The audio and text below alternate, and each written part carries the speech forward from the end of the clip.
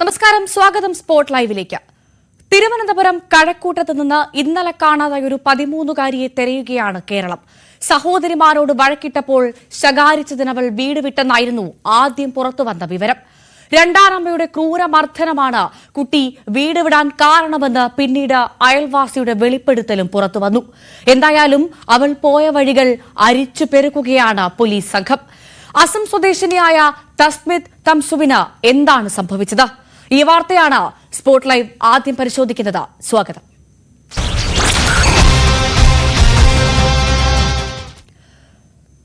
തിരുവനന്തപുരം കഴക്കൂട്ടത്ത് നിന്ന് കാണാതായ 13 വയസ്സുകാരി കന്യാകുമാരിയിലേക്ക് പോയെന്ന കാര്യത്തിൽ തെളിവില്ലാത്ത പോലീസ്.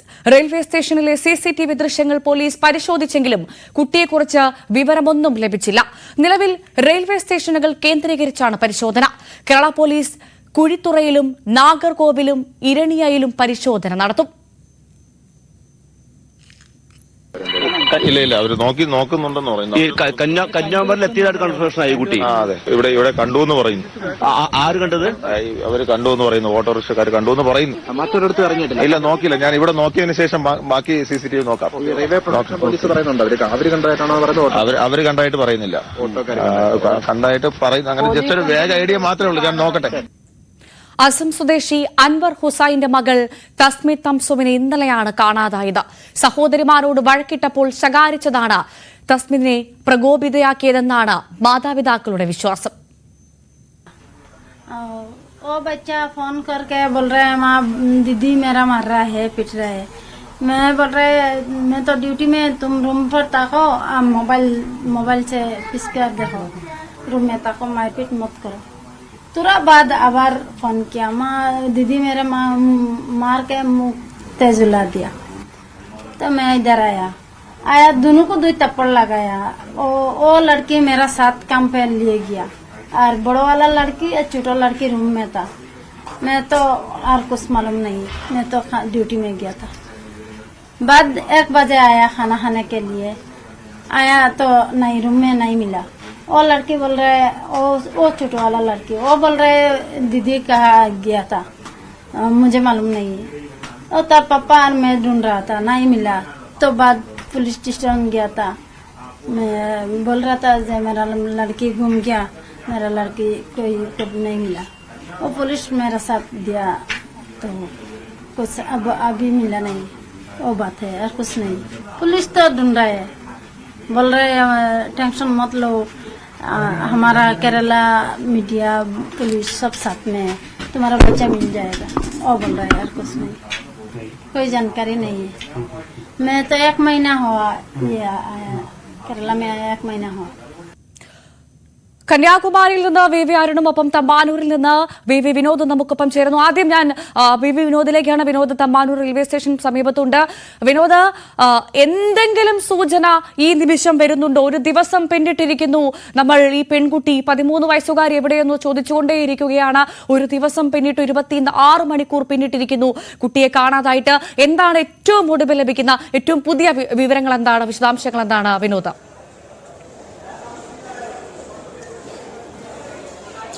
ഭവ്യ, കന്യാകുമാരിയിൽ നിന്ന് തിരുവനന്തപുരത്ത് കൂടി കടന്നു പോകുന്ന 2 ട്രെയിനുകളിൽ ഇതിനകം പരിശോധന നടത്തി. തിരുവനന്തപുരം റെയിൽവേ സ്റ്റേഷനിൽ സ്റ്റേറ്റ് പോലീസും അതോടൊപ്പം തന്നെ RPFന്റെ അംഗങ്ങളുമാണ് പരിശോധന നടത്തിയത്. പക്ഷേ കുട്ടിയെക്കുറിച്ചുള്ള കാര്യമായ വിവരം ഒന്നും തന്നെ ഇതുവരെ ലഭിച്ചിട്ടില്ല. കന്യാകുമാരിയിൽ കുട്ടി എത്തിയതിനുള്ള സൂചനകളും ഇതുവരെ പുറത്തു വന്നിട്ടില്ല. തിരുവനന്തപുരത്ത് നിന്ന് കന്യാകുമാരിയിലേക്ക് പോകുമ്പോൾ പ്രധാനപ്പെട്ട 3 സ്റ്റേഷനുകളുണ്ട്. നെയ്യാറ്റിൻകര വരെ കുട്ടിയെ കണ്ടതായി ചിത്രം പകർത്തിയ ബബിത പറഞ്ഞിട്ടുണ്ട്. അതിനുശേഷം കുട്ടി ഏതാണ്ട് അമരവിള ഭാഗത്ത് പാറശാല ഭാഗം വരെ ട്രെയിനിൽ ഉണ്ടായിരുന്നു എന്ന സൂചനകളാണ് മൊഴിയുടെ അടിസ്ഥാനത്തിൽ ലഭ്യമാകുന്നത്. അതിനുശേഷം ഇരണിയൽ, കുഴിത്തുറ, ഇരണിയൽ, നാഗർകോവിൽ, ഇങ്ങനെ 3 സ്റ്റേഷനുകളുണ്ട്. ഈ ഏതെങ്കിലും സ്റ്റേഷനുകളിൽ കുട്ടി ഇറങ്ങിയിട്ടുണ്ടോ എന്ന ഒരു സംശയം അവശേഷിക്കുന്നു. അതല്ല, കന്യാകുമാരിയിൽ എത്തിയെങ്കിൽ, CCTV ദൃശ്യങ്ങളിൽ ഇതുവരെ അത് വ്യക്തമല്ല, കന്യാകുമാരിയിൽ എത്തിയെങ്കിൽ കുട്ടി പുറത്തേക്ക് പോവുകയും അവിടെ ഈ ട്രെയിൻ അവസാനിക്കുന്ന സ്ഥലമാണ്, അതിനപ്പുറത്തേക്ക് ട്രെയിൻ സർവീസില്ല, അവിടെ ഏറ്റവും അവസാനത്തെ സ്റ്റോപ്പാണ്, അവിടെ കുട്ടി ഇറങ്ങുകയും പിന്നീട് ആ പരിസരത്ത് ചുറ്റിക്കറങ്ങുകയും ചെയ്തിട്ടുണ്ടോ, അവിടെയും ചില സംശയങ്ങളുണ്ട്. ആരുടെയെങ്കിലും കൈകളിൽ അകപ്പെടാനുള്ള സാധ്യത. അതുകൊണ്ട് തന്നെ വളരെ വിപുലമായ അന്വേഷണമാണ് ഈ ഘട്ടത്തിൽ വേണ്ടതെന്ന ആവശ്യം, അല്ലെങ്കിൽ ആ ഒരു നിലയിലേക്ക് തമിഴ്നാട് പോലീസിൻ്റെയും കേരള പോലീസിൻ്റെയും RPFിൻ്റെയും അംഗങ്ങൾ ആ നിലയിലേക്ക് മാറണം എന്നത് ഏറ്റവും പ്രധാനപ്പെട്ട ഒരു കാര്യമാണ്. നമ്മൾ എല്ലാ കേസുകളിലും ഗോൾഡൻ അവർ എന്ന് പറയുന്ന ഒരു സമയമുണ്ട്. ഈ കേസിൻ്റെ ആദ്യ മണിക്കൂറുകൾ അവിടെ ഏറ്റവും ഊർജിതമായ അന്വേഷണമാണ് ആവശ്യം. നമ്മൾ പറഞ്ഞു വന്നത് ഒരുപക്ഷെ കന്യാകുമാരിയിൽ കുട്ടി എത്തി ട്രെയിനിൽ നിന്ന് പുറത്തേക്ക് പോവുകയും ആ പരിസര പ്രദേശങ്ങളിൽ ചുറ്റിക്കറങ്ങുകയും ചെയ്യാനുള്ള സാധ്യത, മറ്റൊന്ന് ഈ ബീച്ച് പോലുള്ള സ്ഥലങ്ങളിലേക്ക് കുട്ടി എത്താനുള്ള സാധ്യത, പുലർച്ചെ കണ്ടുവന്ന ഓട്ടോ ഡ്രൈവറുടെ മൊഴിയുണ്ട്. പക്ഷേ ഈ ഓട്ടോ ഡ്രൈവറെ സംബന്ധിച്ച് മറ്റ് സഹപ്രവർത്തകർ, അവിടെ ഓട്ടോ ഓടിക്കുന്ന മറ്റ് ആളുകൾ പറയുന്നത് വിശ്വാസയോഗ്യമല്ല ഇയാൾ പറയുന്ന കാര്യങ്ങൾ എന്ന നിലയ്ക്കാണ്. അതുകൊണ്ട് തന്നെ പൂർണ്ണമായും ഈ മൊഴി വിശ്വാസത്തിലെടുത്ത് മുന്നോട്ട് പോകാൻ കഴിയുന്ന ഒരു സാഹചര്യമില്ല. എങ്കിൽ തന്നെയും നമുക്കറിയാം കന്യാകുമാരി പോലുള്ളൊരു ഏറ്റവും ടൂറിസ്റ്റ് അതിന് പ്രാധാന്യമുള്ളൊരു സ്ഥലമാണ്. പലവിധ സംഘങ്ങൾ പ്രവർത്തിക്കുന്ന സ്ഥലമാണ്. അതുകൊണ്ട് തന്നെ 13 വയസ്സുള്ള ഒരു പെൺകുട്ടി അസമയത്ത് അവിടെ ചെന്നിറങ്ങുമ്പോൾ ഉണ്ടായേക്കാവുന്ന ആപത്തുകളുണ്ട്. ആ ആപത്തിൻ്റെ സാധ്യത കൂടി മുന്നിൽ കാണണം. അത് ഒരു ഭാഗമായി നമ്മൾ പറയുമ്പോൾ തന്നെ പെൺകുട്ടി വീണ്ടും ട്രെയിനിൽ സഞ്ചരിക്കാനുള്ള, അതായത് ഈ ട്രെയിനിനുള്ളിൽ കുട്ടി കരഞ്ഞു എന്ന കാര്യം സഹയാത്രിക പറയുന്നുണ്ട്, ചിത്രം പകർത്തിയ യുവതി പറയുന്നുണ്ട്. അങ്ങനെയെങ്കിൽ ഒരു അരക്ഷിത ബോധം കുട്ടിയെ ബാധിച്ചിരുന്നു. പക്ഷേ അപ്പോഴും ബബിത പറയുന്നത് കരയുമ്പോഴും ധൈര്യമുണ്ടായിരുന്നു കുട്ടിക്ക് എന്നാണ്. അങ്ങനെ വലിയ തോതിൽ പതറിപ്പോകുന്നൊരു സാഹചര്യം ഉണ്ടായിരുന്നില്ല എന്ന് ബബിത പറയുന്നു. എങ്കിലും കരഞ്ഞു എന്ന് പറയുമ്പോൾ കുട്ടി വീട്ടിൽ നിന്ന് ഇറങ്ങിയതിൻ്റെ വിഷമമുണ്ടാകാം, അമ്മ വഴക്ക് പറഞ്ഞതിൻ്റെ വിഷമമുണ്ടാകാം, ഒറ്റപ്പെട്ടതിൻ്റെ ഒരു ആശങ്കയുണ്ടാകാം, ഏറ്റവും ഒടുവിൽ ഭയം കുട്ടിയെ ബാധിച്ചിട്ടുണ്ടോ എന്ന ചിന്ത പോലും. അങ്ങനെ കരഞ്ഞു എന്ന് പറയുമ്പോൾ നമുക്ക് അങ്ങനെ അനുമാനിക്കാവുന്നതാണ്. ഒരുപക്ഷെ വീട്ടിലേക്ക് തിരികെ വരാൻ കുട്ടി ആഗ്രഹിച്ചെങ്കിൽ കന്യാകുമാരിയിൽ നിന്നോ നാഗർകോവിലിൽ നിന്നോ മറ്റൊരു ട്രെയിനിൽ തിരുവനന്തപുരം ഭാഗത്തേക്ക് വരാനുള്ള ശ്രമം നടത്തിയെങ്കിൽ അവിടെ ഒരു പ്രശ്നം അവശേഷിക്കുന്നത്. ഏറ്റവും പ്രധാനമായി നമുക്ക് മനസ്സിലാക്കാൻ സാധിച്ചൊരു കാര്യം, തമ്പാനൂരിൽ നിന്ന് കൃത്യമായി ഈ 13 വയസ്സുകാരി പെൺകുട്ടി കന്യാകുമാരിയിലേക്കുള്ള ട്രെയിനിൽ അവൾ കയറിയിട്ടുണ്ട്. അത് നമ്മൾ സ്ഥിരീകരിച്ച കാര്യമാണ്. ഏറ്റവും പ്രധാനമായി നെയ്യാറ്റിൻകര വരെ ഈ പെൺകുട്ടി ആ ട്രെയിനിൽ ഉണ്ടായിരുന്നു. അതും നമ്മൾ വളരെ കൃത്യമായി സ്ഥിരീകരിച്ച കാര്യമാണ്. കാരണം ബബിത പകർത്തിയ ചിത്രത്തിൽ നിന്ന് അത് വളരെ വ്യക്തവുമാണ്. അവിടെ വരെ നമ്മൾക്കും ഉദ്യോഗസ്ഥർക്കും സംശയമില്ല. ഇപ്പോൾ ഇതാ പറയുന്നു കന്യാകുമാരിയിൽ ആ പെൺകുട്ടി ഇറങ്ങിയിട്ടില്ല എന്ന്. ഒരു തെറ്റിദ്ധാരണയായിരിക്കാം ഒരു പക്ഷേ ആ ഓട്ടോ ഡ്രൈവർക്ക്. അതെന്താണെന്നുള്ള കാര്യത്തിൽ ഇപ്പോഴും ഒരു സ്ഥിരീകരണം ഔദ്യോഗികമായി ഉദ്യോഗസ്ഥരുടെ ഭാഗത്തു നിന്ന് ലഭിച്ചിട്ടില്ല. ഇപ്പോൾ പറയുന്നത് കന്യാകുമാരിയിൽ ഈ 13 വയസ്സുകാരി പെൺകുട്ടി ഇറങ്ങിയിട്ടില്ല എന്ന് പറയുന്നു. അങ്ങനെയാണെങ്കിൽ നെയ്യാറ്റിൻകര മുതൽ കന്യാകുമാരി എത്തുന്നതിന് മുൻപ് വരെയുള്ള സ്റ്റേഷനുകൾ, ഇതാണ് ഏറെ നിർണായകം. ഇവിടെ ഏതെങ്കിലും സ്റ്റേഷനിൽ ഈ പെൺകുട്ടി ഇറങ്ങിയിട്ടുണ്ടോ എന്നുള്ള അന്വേഷണം നടത്തുന്നു. ഈ സ്റ്റേഷനുകളിൽ ഇറങ്ങിയിട്ടില്ല എങ്കിൽ അതിനു മുൻപ് ഏതെങ്കിലും സ്ഥലത്ത് ഈ ട്രെയിൻ പിടിച്ചിട്ടിരുന്നു എന്നുള്ളൊരു അന്വേഷണത്തിലേക്ക് കടന്നിട്ടുണ്ടോ ഉദ്യോഗസ്ഥർ? വിനോദിന് അത് സംബന്ധിച്ച് എന്തെങ്കിലും വിവരം ലഭിച്ചിട്ടുണ്ടോ? സാധാരണ ഇത്തരം ട്രെയിനുകൾ പല സ്ഥലങ്ങളിൽ, സ്റ്റേഷൻ അല്ലാത്ത പല സ്ഥലങ്ങളിലും പല സാഹചര്യം വരുമ്പോൾ പിടിച്ചിടാറുണ്ട്, കുറെ നേരം നിർത്തിയിടാറുണ്ട്. അങ്ങനെ നിർത്തിയിട്ട സമയത്ത് എവിടേക്കെങ്കിലും ഈ പെൺകുട്ടി ഇറങ്ങാനുള്ള ഒരു സാഹചര്യം ഉണ്ടായിട്ടുണ്ടോ എന്നുള്ള തരത്തിലേക്ക് അന്വേഷണം എപ്പോഴെങ്കിലും പോയിട്ടുണ്ടോ വിനോദ്? അറിയാൻ സാധിച്ചിട്ടുണ്ടോ അത് സംബന്ധിച്ച്?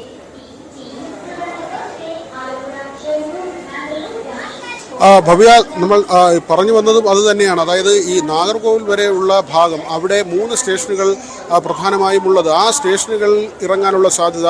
മറ്റൊന്ന് ഭവ്യ പറഞ്ഞതുപോലെ തന്നെ ട്രെയിനുകൾ ഔട്ടറിൽ പിടിച്ചിട്ടുണ്ട്. അങ്ങനെ ഇറങ്ങിയെങ്കിൽ ആ സ്റ്റേഷൻ അടുത്തുള്ള സ്ഥലങ്ങൾ തന്നെ ആകാനുള്ള സാധ്യതയാണ് കൂടുതൽ. അതുകൊണ്ട് തന്നെ ആ സ്റ്റേഷനുകൾ ചുറ്റിപ്പറ്റി അതിൻ്റെ ഔട്ടറുകൾ കേന്ദ്രീകരിച്ചുള്ള പരിശോധന, ആ പരിശോധനയാണ് ഏറ്റവും പ്രധാനമായും വേണ്ടത്. മറ്റൊന്ന് നമ്മൾ നേരത്തെ പറഞ്ഞു വന്നത്, ഒരുപക്ഷെ നാഗർകോവിൽ ഭാഗം വരെ എത്തുകയും അല്ലെങ്കിൽ കന്യാകുമാരി വരെയും, ഈ സർവീസ് അവസാനിക്കുന്ന കന്യാകുമാരി വരെ എത്തുകയും അവിടെ നിന്ന് തിരികെ തിരുവനന്തപുരത്തേക്ക് വീട്ടിലേക്ക് മടങ്ങണമെന്ന ആഗ്രഹത്തോടു കൂടി മറ്റൊരു ട്രെയിനിൽ കയറിയാൽ തിരുവനന്തപുരത്തേക്ക് മാത്രമല്ല ആ ട്രെയിനുകൾ എത്തുക എന്നതാണ് ഏറ്റവും പ്രധാനപ്പെട്ട ഒരു കാര്യം. കാരണം ഇവിടെ നിന്ന് പോകുന്നത് പോലെ അവിടെ നിന്നൊരു ട്രെയിനിൽ കയറിയാൽ നേരെ തിരുവനന്തപുരം ഭാഗത്തേക്ക് എത്തിക്കൊള്ളണമെന്നില്ല. ഇടയ്ക്ക് വഴി പിരിയുന്നുണ്ട്. നാഗർകോവിൽ ഭാഗത്ത് നിന്ന് മധുരയിലേക്ക് പോകുന്ന വഴിയുണ്ട്. ട്രാക്ക് 2ആയി തിരിയുകയാണ്. നാഗർകോവിൽ വെച്ച് ട്രാക്ക് 2ആയി തിരിയുന്നുണ്ട്. അതുകൊണ്ട് തന്നെ നാഗർകോവിലിൽ നിർത്തിയിട്ടിരിക്കുന്ന ഏതെങ്കിലും ട്രെയിനിൽ കയറി തിരുവനന്തപുരത്തേക്ക് വരാൻ ശ്രമിച്ചെങ്കിൽ ഒരുപക്ഷെ അത് തിരുവനന്തപുരത്തേക്ക് തന്നെ വന്നുകൊള്ളണമെന്നില്ല. മറിച്ച് മധുരയിലേക്ക് പോകുന്ന ട്രെയിനാണെങ്കിൽ ആ വശത്തേക്ക് പോകും. കന്യാകുമാരിയിൽ നിന്നായിരുന്നാലും ആ നിലയ്ക്ക് തന്നെയാണ്. കാരണം കന്യാകുമാരിയിൽ നിന്ന് മധുര വഴി പോകുന്ന ട്രെയിനാണെങ്കിൽ, മധുരയിലേക്ക് പോകുന്ന ട്രെയിനാണെങ്കിൽ നാഗർകോവിൽ എത്തി മറ്റൊരു ട്രാക്കിലൂടെ മധുര ഭാഗത്തേക്ക് സഞ്ചരിക്കുകയാണ്. ഈ പോകുന്ന വഴിയിൽ കുട്ടി താൻ സഞ്ചരിച്ച് വന്ന വഴിയുമായി ഏതെങ്കിലും സാമ്യമുള്ള സ്ഥലം കണ്ട് ഇറങ്ങാനുള്ള സാധ്യത, അല്ലെങ്കിൽ ഈ കയ്യിൽ അധികം പണമില്ലാത്തത് കൊണ്ട് തന്നെ കൂടുതൽ യാത്ര ചെയ്യാനുള്ള പ്രയാസമുള്ളത് കൊണ്ട് തന്നെ മധുര വരെ എത്തുന്നതിന് മുൻപ് ഏതെങ്കിലും സ്ഥലത്ത് കുട്ടി ഇറങ്ങാനുള്ള ഒരു സാധ്യത. ഇനി മധുരയിലെത്തിയാൽ ഇത് നമ്മൾ ഒരു സാധ്യത, അതിൻ്റെ ഒരു വിദൂര സാധ്യതയാണ് എങ്കിലും പറയുകയാണ്, മധുരയിലെത്തി വീണ്ടും കുട്ടി ഏതെങ്കിലും ട്രെയിനിൽ കയറിയാൽ കൂടുതൽ സങ്കീർണമാകും. കാര്യം മധുരയിൽ നിന്ന് പല സ്ഥലങ്ങളിലേക്ക് ട്രെയിനുകൾ പോകുന്നുണ്ട്. അത് രാമേശ്വരത്തേക്ക് പോകുന്നുണ്ട്, ചെന്നൈയിലേക്ക് പോകുന്നുണ്ട്, മയിലാടുതുറയിലേക്ക് പോകുന്നുണ്ട്, ബാംഗ്ലൂരിലേക്ക് പോകുന്നുണ്ട്. മധുരയിൽ നിന്ന് തിരുവനന്തപുരം ഭാഗത്തേക്ക് വരുന്ന ട്രെയിനുകളുണ്ട്. ആ തരത്തിൽ പല വഴികളിലൂടെ ഈ ചെങ്കോട്ട വഴി വരുന്ന ആ ഭാഗത്തേക്ക്, കൊല്ലം ചെങ്കോട്ട റൂട്ടിലേക്ക് എത്തുന്ന ട്രെയിനുകൾ, അങ്ങനെ പല സ്ഥലങ്ങളിലേക്ക് മധുരയിൽ നിന്ന് ട്രെയിനുകൾ പുറപ്പെട്ട് പോകുന്നുണ്ട്. മറ്റ് സംസ്ഥാനങ്ങളിലേക്ക് പോകുന്ന ട്രെയിനുകൾ, ദീർഘദൂര സർവീസുകൾ മധുരയിൽ നിന്ന് ഓപ്പറേറ്റ് ചെയ്യുന്നുണ്ട്. രാജ്യത്ത് തന്നെ വലിയ റെയിൽവേ സ്റ്റേഷനുകളിൽ ഒന്നാണ് മധുര റെയിൽവേ സ്റ്റേഷൻ. അതുകൊണ്ട് തന്നെ ഏറ്റവും തമിഴ്നാട്ടിലെ പ്രധാനപ്പെട്ട സ്റ്റേഷനുകളിൽ ഒന്നാണ് മധുര. മധുരയിൽ നിന്ന് പല സ്ഥലങ്ങളിലേക്ക് യാത്ര ചെയ്ത് പോകാൻ കഴിയും. നമ്മൾ പറയുന്നു ഒരു വിദൂര സാധ്യതയാണ്. ഒരുപക്ഷെ നാഗർകോവിൽ ഭാഗത്ത് നിന്ന് തിരുവനന്തപുരത്തേക്ക് എന്ന് കരുതി കയറുകയോ അല്ലെങ്കിൽ ഈ വീട്ടിൽ നിന്ന് ഇറങ്ങിപ്പോയതിൻ്റെ പിണക്കം മനസ്സിലുള്ളത് കൊണ്ട് തന്നെ കണ്ണിൽ കാണുന്ന ഏതെങ്കിലും ഒരു ട്രെയിനിൽ കയറി യാത്ര ചെയ്യുകയോ ചെയ്താൽ തിരുവനന്തപുരം ഭാഗത്തേക്ക് മാത്രമല്ല എത്തുക, മറിച്ച് മധുര ഭാഗത്തേക്ക് പോകാനുള്ളൊരു സാധ്യത കൂടിയുണ്ട്. അതുകൂടി പരിശോധിക്കണം. മറ്റൊന്ന്, ഇവിടെ നിന്ന് അവിടേക്കുള്ള യാത്രയിൽ, അത് പാറശാല വരെയൊക്കെ കുട്ടിയെ കണ്ടതായി, നെയ്യാറ്റിൻകര കഴിഞ്ഞ് പാറശാല വരെ കുട്ടി ഉള്ളതായ ചില മൊഴികളുണ്ട്. അതിനപ്പുറത്തേക്ക് കണ്ടതായ സൂചനകളോ ആ തരത്തിലുള്ള വിവരങ്ങളോ ഇല്ല. അതുകൊണ്ട് തന്നെയാണ് കുഴിത്തുറ, ഇരണിയൽ, നാഗർകോവിൽ തുടങ്ങി 3 സ്റ്റേഷനുകൾ, കന്യാകുമാരി എത്തുന്നതിന് മുമ്പുള്ള 3 സ്റ്റേഷനുകൾ, ഈ 3 സ്റ്റേഷനുകളും കേന്ദ്രീകരിച്ചുള്ള പരിശോധന കൂടുതൽ ശക്തമാക്കേണ്ടത്. കേരള പോലീസിൻ്റെ കൂടുതൽ സംഘങ്ങൾ ഈ ഭാഗത്തേക്ക് എത്തിയിട്ടുണ്ട്. അവിടെ വിപുലമായ പരിശോധന നടത്തണം. നമുക്കറിയാം, തിരുവനന്തപുരം ചാക്കയിൽ 2.5 വയസ്സുള്ള നാടോടി ബാലികയെ കാണാതായിട്ട് ആ പരിസരത്ത് തന്നെ കുട്ടി ഉണ്ടായിരുന്നു. റെയിൽവേ ട്രാക്കിനടുത്തുള്ള പൊന്തക്കാട്ടിലാണ് ഉണ്ടായിരുന്നത്. പക്ഷേ ഒരു ദിവസം മുഴുവൻ തിരഞ്ഞിട്ടും കുഞ്ഞിനെ കാണാത്ത സാഹചര്യമുണ്ടായിരുന്നു. ആ തരത്തിൽ ദുഷ്കരമാണ് തിരച്ചിൽ. നമ്മൾ കരുതുന്നത് പോലെ എളുപ്പമുള്ള കാര്യമല്ല. ഇതെല്ലാം നമ്മൾ ഒരു വശമായി പറയുന്നത്, ഒരു ഭാഗം പറയുന്നത് യാത്ര ചെയ്ത് കുട്ടി എത്താനുള്ള സാധ്യതകളും കുട്ടി പോകാനുള്ള മാർഗങ്ങളുമാണ്. ഒരുപക്ഷെ ട്രെയിനിൽ നിന്നിറങ്ങി ബസ്സിലോ മറ്റോ സഞ്ചരിക്കാൻ, പക്ഷേ പൈസ 40 രൂപ മാത്രമാണ് കയ്യിലുണ്ടായിരുന്നതെന്നാണ് മനസ്സിലാക്കുന്നത്. ഒരു ബാഗ് ഉണ്ടായിരുന്നു. അതിനപ്പുറം ആശങ്കപ്പെടുത്തുന്ന കാര്യം, ഒരു രാത്രി സമയത്ത് ഒരു റെയിൽവേ സ്റ്റേഷനിൽ ചെന്നിറങ്ങുകയും അവിടെ ആ കുട്ടി ഒറ്റയ്ക്ക് സഞ്ചരിക്കുകയും ചെയ്യുന്നതിൻ്റെ ഏറ്റവും നമ്മളെ ആശങ്കപ്പെടുത്തുന്ന ഒരു ഭാഗമുണ്ട്. അതുകൂടി നമ്മൾ മനസ്സിൽ കാണണം. ഒരുപക്ഷെ എവിടെയെങ്കിലും അകപ്പെടുത്തിയാൽ, ഏതെങ്കിലും കേന്ദ്രത്തിലേക്കൊക്കെ മാറ്റപ്പെട്ടാൽ ഒരുപക്ഷെ കണ്ടെത്തുക എളുപ്പമല്ല. കുട്ടിയുടെ ഒന്നും സംഭവിക്കാതെ അപായങ്ങളില്ലാതെ അവൾ തിരിച്ചു വരട്ടെ എന്ന് തന്നെയാണ് നമ്മൾ ഓരോരുത്തരും പ്രാർത്ഥിക്കുന്നത്. കാരണം അത്രമാത്രം കേരളം ആത്മാർത്ഥമായി ആഗ്രഹിക്കുന്നുണ്ട് ആ കുഞ്ഞ് ആരോഗ്യവതിയായി സുരക്ഷിതയായി തിരിച്ചെത്താൻ. വിനോദ്, സ്വാഭാവികമായും ഉയർന്നൊരു സംശയമാണ്, എനിക്ക് മനസ്സിലാക്കാൻ സാധിച്ചത് ബബിതി അടക്കം യാത്ര ചെയ്തത് സ്ലീപ്പർ കോച്ചാണ് എന്നാണ്. അങ്ങനെയാണെങ്കിൽ സ്വാഭാവികമായും ഒരു പക്ഷേ ചിലപ്പോൾ സ്ഥിരം യാത്രക്കാർ ആ ട്രെയിനിനെ സ്ഥിരമായി ആശ്രയിക്കുന്ന യാത്രക്കാരുണ്ടാകും. അതിലാരെങ്കിലും, ആ സ്ഥിരമായി യാത്ര ചെയ്യുന്ന ആരെങ്കിലും ഈ പെൺകുട്ടിയെ കണ്ടതായി ഓർക്കുന്നുണ്ടോ? അല്ലെങ്കിൽ എവിടെയാണ് ഇവൾ ഇറങ്ങിയത് എന്നുള്ള ഒരു സൂചനയെങ്കിലും അത്തരത്തിലുള്ള സ്ഥിരം യാത്രക്കാർക്ക് ആർക്കെങ്കിലും നൽകാൻ സാധിച്ചാൽ അത് ഒരു പക്ഷേ വലിയ സഹായകമാകും അന്വേഷണ സംഘത്തിനടക്കം. ഇവൾ എവിടെയാണ് ഇറങ്ങിയത് എന്നാൽ ആ സ്ഥലം കേന്ദ്രീകരിച്ച് അന്വേഷണം നടത്താൻ ഒരുപക്ഷെ സഹായകമായേക്കാം.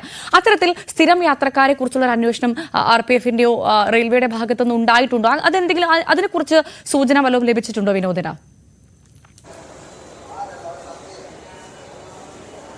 പാറശാല ഭാഗം വരെ പെൺകുട്ടി സഞ്ചരിച്ചെത്തി എന്നത് ഈ ഇത്തരം മൊഴികളുടെ അടിസ്ഥാനത്തിലാണ് മനസ്സിലാക്കിയിട്ടുള്ളത്. പക്ഷേ എവിടെ ഇറങ്ങി എന്നത് സംബന്ധിച്ചുള്ള അവ്യക്തതയാണ് തുടരുന്നത്. അത് കന്യാകുമാരിയിൽ ഇറങ്ങിയോ എന്ന സംശയമായിരുന്നു പ്രബലം. പക്ഷേ അങ്ങനെ ഒരു പരിശോധന നടത്തുമ്പോൾ ഇതുവരെ CCTV ദൃശ്യങ്ങളിൽ, റെയിൽവേ സ്റ്റേഷനിലെ ദൃശ്യങ്ങൾ പരിശോധിക്കുമ്പോൾ അത്തരമൊരു കാര്യം മനസ്സിലാക്കാൻ കഴിഞ്ഞിട്ടില്ല. കന്യാകുമാരിയിൽ എത്തിയിട്ടില്ല എന്നൊരു നിഗമനത്തിലേക്ക് കൂടി കാര്യങ്ങൾ ചെന്നെത്തുന്നുണ്ട്. ഏത് ഭാഗത്തിറങ്ങിയാലും CCTV ഉണ്ട്. അതുകൊണ്ട് തന്നെ കന്യാകുമാരിയിൽ എത്തിയെങ്കിൽ അത് കാണാനുള്ള സാധ്യത, പക്ഷേ നേരത്തെ പറഞ്ഞതുപോലെ ഈ ഔട്ടറിൽ ട്രെയിൻ നിർത്തിയിടുകയും അവിടെയൊക്കെ ഇറങ്ങാനുള്ള സാധ്യതകൾ അതെല്ലാം തന്നെ പരിശോധിക്കേണ്ടതുണ്ട്.